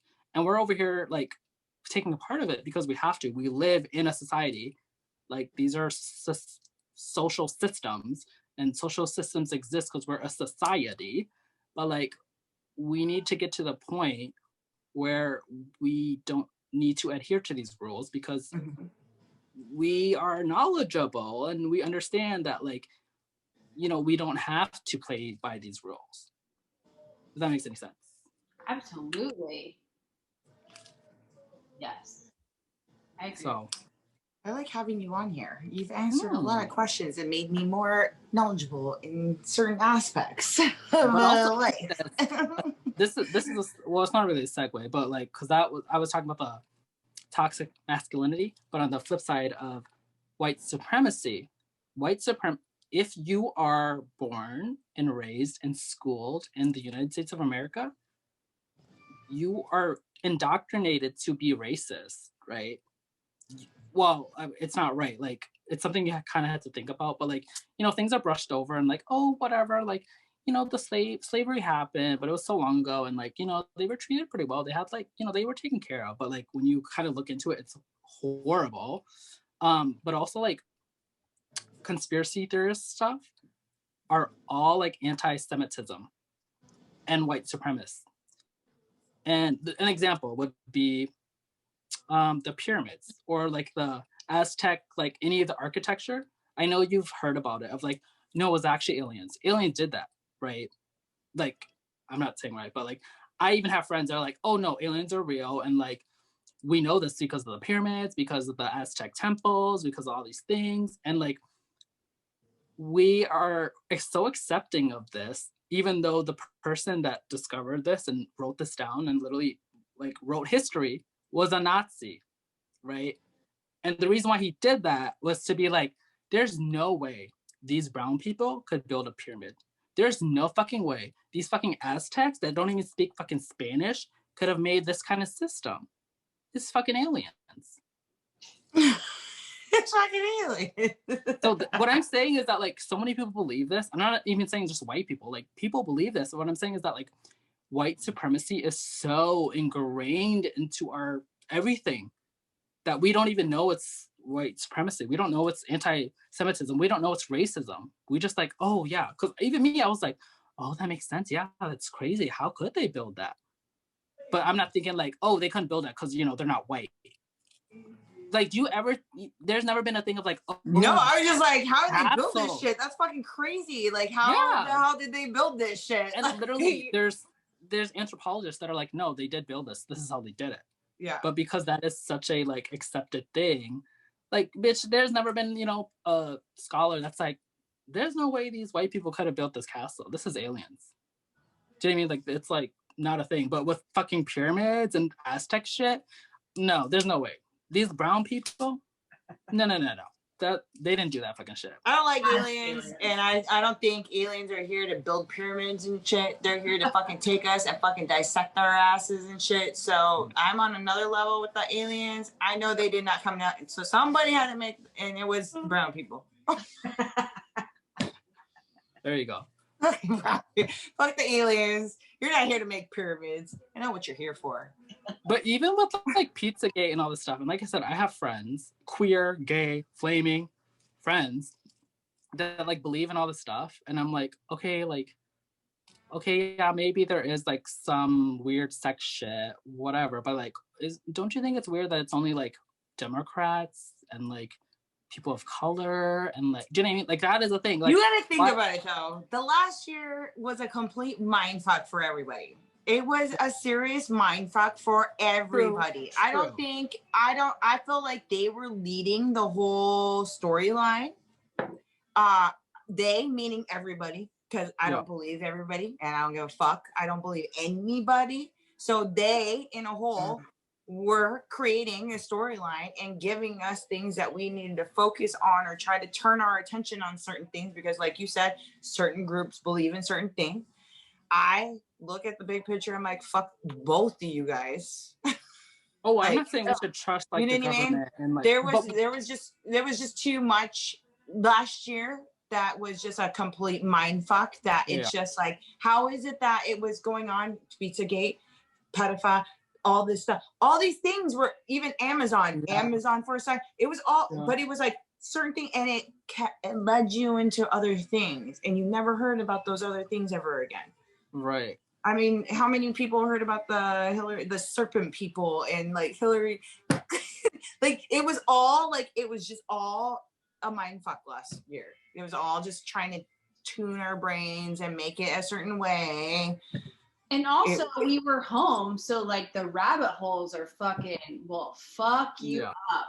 I mean, already in general, when I had a normal life, I was going down a rabbit hole in like YouTube videos and stuff. You know what I mean? Yeah. Finding weird mermaids and fairies that are real, and like, you know what I mean? Like, you're finding like the weirdest stuff. I'm learning how to make stuff and skin animals. Like, I don't know what I was watching. Okay. But then you got last year COVID and me not doing shit. Yeah. Oh man, I was having some weird shit going on in my brain, and I don't like the way they were making me think. Okay, but if you think about it, I know you don't like to think, and like that was a lot. But if you think about it, like because our reality was shaken to the core, right? We literally were like, wait, why do I work 40 hours a week? Why do I work my ass off for nothing and barely able to pay rent and feed my fucking kids? And this is normal. Like, you know what I mean? Like, our reality is shaken to its core. Healthcare, mental health. I mean, bitch, I can keep going, but you know, the nails. Well, because like in other countries and stuff, they have like siestas. They take a break. Yeah. They're not working 40 or 60 hours a week. Like, this is like they have Sundays weekend off. Like, yeah. And I'm like, wait, I don't have any kids. I'm working like an ass.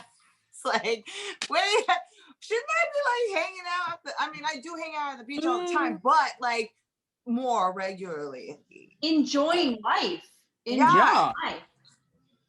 I feel like everybody else enjoys life a little bit more. Yeah, there's a little bit more fucked up shit that we don't see here, but there's some fucked up shit here that we still don't see here. Yeah, well, my nail just fell off. But anyways, but no, what I was saying with that is like our reality being shaken, and like I think it was very convenient that all these conspiracy theories were going on. Yeah, because it keeps us from our reality.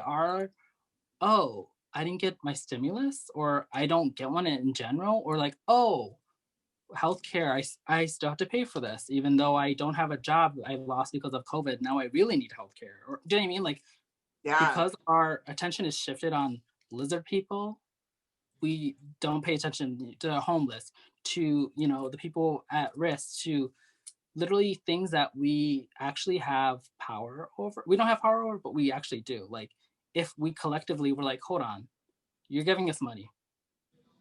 Yeah. Stop telling us about murder hornets and tell us more about like when you're gonna sign this shit. Yeah, murder hornets and like what happened to everything, you guys? Like we had this whole thing with like the wall and like the kids in the cages and stuff, and like you don't hear that anymore. And the murder hornets and like this. And like it's just like you guys all just like you literally, like you said, you were making us not focus on reality. Yeah. Which is like, for me, because like I said, like I've talked to these Republicans or people that are really deluded, and they say like, oh, well, what about, you know, Obama made the cages? I said, yeah, that's fucking horrible. I don't like him. And they're like, like I said, you know, like I will hold anybody accountable. As in, like, if my mom did something fucking horrible, I'm gonna call her out. I'm not gonna be like, you know, she gave birth to me. I'm only here because she is alive and, you know, blah, blah, blah. No, like, we should be able to hold anybody and everybody accountable. No one is exempt from doing shit. Like, if I do something bad, I'm gonna, you know, own up to it. Or I'm gonna be like, oh, shoot, yeah, I shouldn't have done that. I'm so sorry. And I think we're getting to the point where, like, we're justifying things of, like, oh, he did this, so that's why I did that. Okay, well, like, two wrongs don't make a right. Sorry. Yeah. But you know what I mean? Like, and it's hard because it's like, once you kind of see that and realize what, like, how things should move, it's hard because most people don't see that. And there's you know, like, their kids are hungry. They lost their job. They're losing their house. Why would they be like, Siracha, you're right.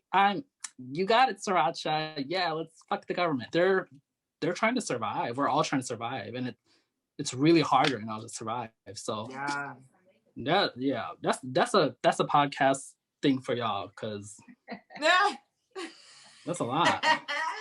I feel like we're gonna see this long term after we open and the economy is back to normal. We're gonna see like what it did to like take the kids out of school for a year and, you know, have all these bills, and, you know, there's a lot more if we can hang in there. Do you have any kids around you, like your family members, like people that you live with and everything? Like, do you have any kids around, like little kids? Siracha? Girl, no. No. Oh, it's just you? You ain't got no kids around you or anything? Okay, because I mean, I have girlfriends that have kids and everything. It's like, I don't know if you live with like your mom and your dad and your aunts and nieces and cousins and all that. I don't know. Just roommate. But that's the thing, the point you brought up, like, we don't understand the ramifications, and like we still don't get it, and we're in it, right? But also, like, just like one thing I'm gonna pick out of the blue, because like I'm aware of some people that are, you know, in my friend group or whatever, but like, you know, they're not able to pay fucking rent, right? And what happens when you can't pay rent? You're gonna get evicted. Okay, when you get evicted, that shit's gonna be on your record. When you try to rent somewhere and you have an eviction on your record, you cannot get a place.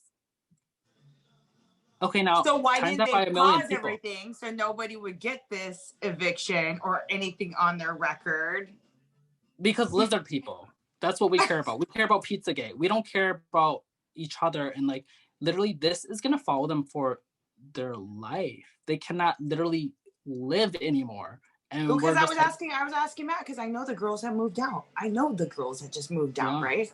And I'm like, I go, the bitch just said goodbye to me like 2 weeks ago, and there's like a thing on her nose, there's like food and I go, so I'm like, if they like just bounce out of here, because I know she's not from California, she's from like the Midwest or something.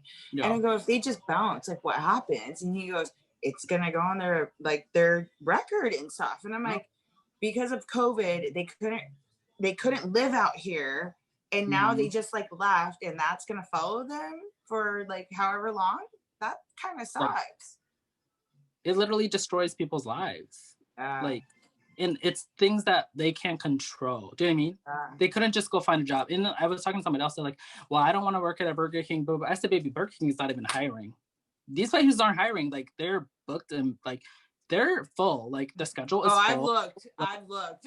Yeah, it's like things aren't. We can't just walk out and pull our bootstraps up and get a job. There aren't jobs. So because it's like, guess what? All those jobs, sorry, I'm gonna say it, all the jobs that everybody who was entitled didn't want, that need them now, they're already being occupied with people that wanted a job no matter what. Yeah. So now your ass is looking for a job because you need it, and you're so entitled that you didn't even want to start with these places first. I mean, I went as far as 99-cent store. Like, I love my 99-cent store. I will work there. I will be the fastest cash register person ever. But also, too, like, we live in a society that, like, you have to have money to survive. How dare you judge anybody of how they're getting that money, to be honest? If you didn't need money to survive, then I'd be a little more like, well, you don't need to work there, because you don't. But, like, we do have to. We need money to survive, which is fucked up. But it's like, do not do that. And I'm gonna tie this into even me, of like, when I started working at Strut as like a server or whatever, I got a lot of shit for that. And they didn't say that to my face, but they would kind of say it like offhandedly, but like, I can't believe you're doing this. Like, you're an artist, you should be fucking performing. I can't believe it. I'm over here like, do you understand I'm making more doing this than I did? Do you know what I mean? Like, baby, what are you? I said, you were the same bitch that's giving a $5 blowjob in the back of Hamburger Mary's, and you're coming at me this way? No, man. No. Like, I'm like, really? Like, do y'all really think being a drag queen is that like amazing and fabulous? Because it's not. Like, it's actually like a lot of work. I could literally do any other job that would pay me more, and like, you know, I would have a 401k, I would have healthcare, I have all these other things. Like, drag is not it. Like, baby, like, labor, I mean, I love it. Yeah, I love it, and that's why I do it. But like, don't ever like Don't ever come at you with your hustle. Like, you're hustling, you're making your dues, you're good to go. Like, a hustler's a hustler. You're gonna make money no matter what. Right. Absolutely.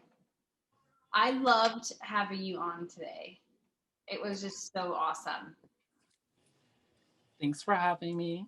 It was fun.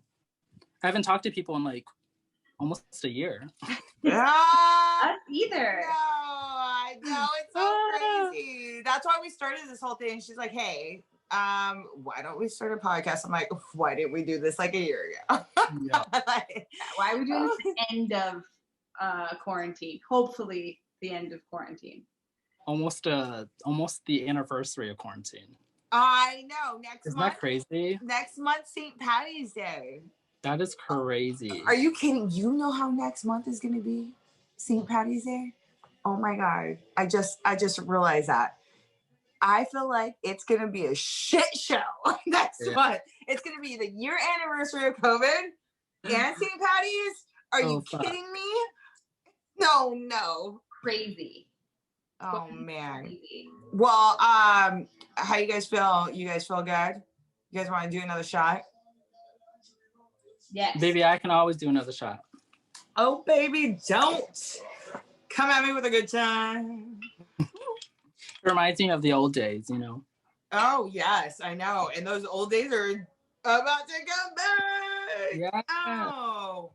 So, happy fucking February. Yes. 7th episode. D. Blue. Siracha. Happy fucking February. Shots. Yay. No. Love your face. Thank you for joining us. Find us on YouTube, Spotify, Apple. We'll be here. Subscribe and hit that notification button, I guess, because you got to do that, right? You got to like the video.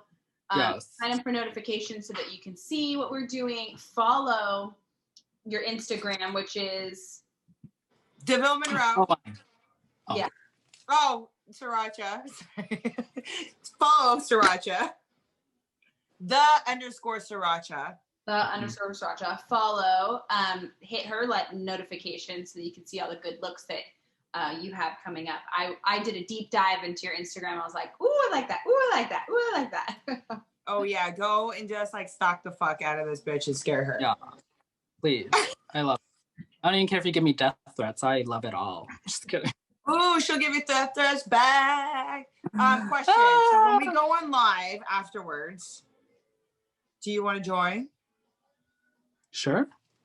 Okay, we'll do that. Okay. Let's do it. I'm ready, baby. Well, guys, I don't do anything anymore. Pleasure being with you guys again. Thank you so very much, Siracha.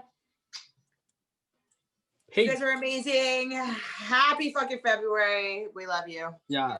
We're out. I love you.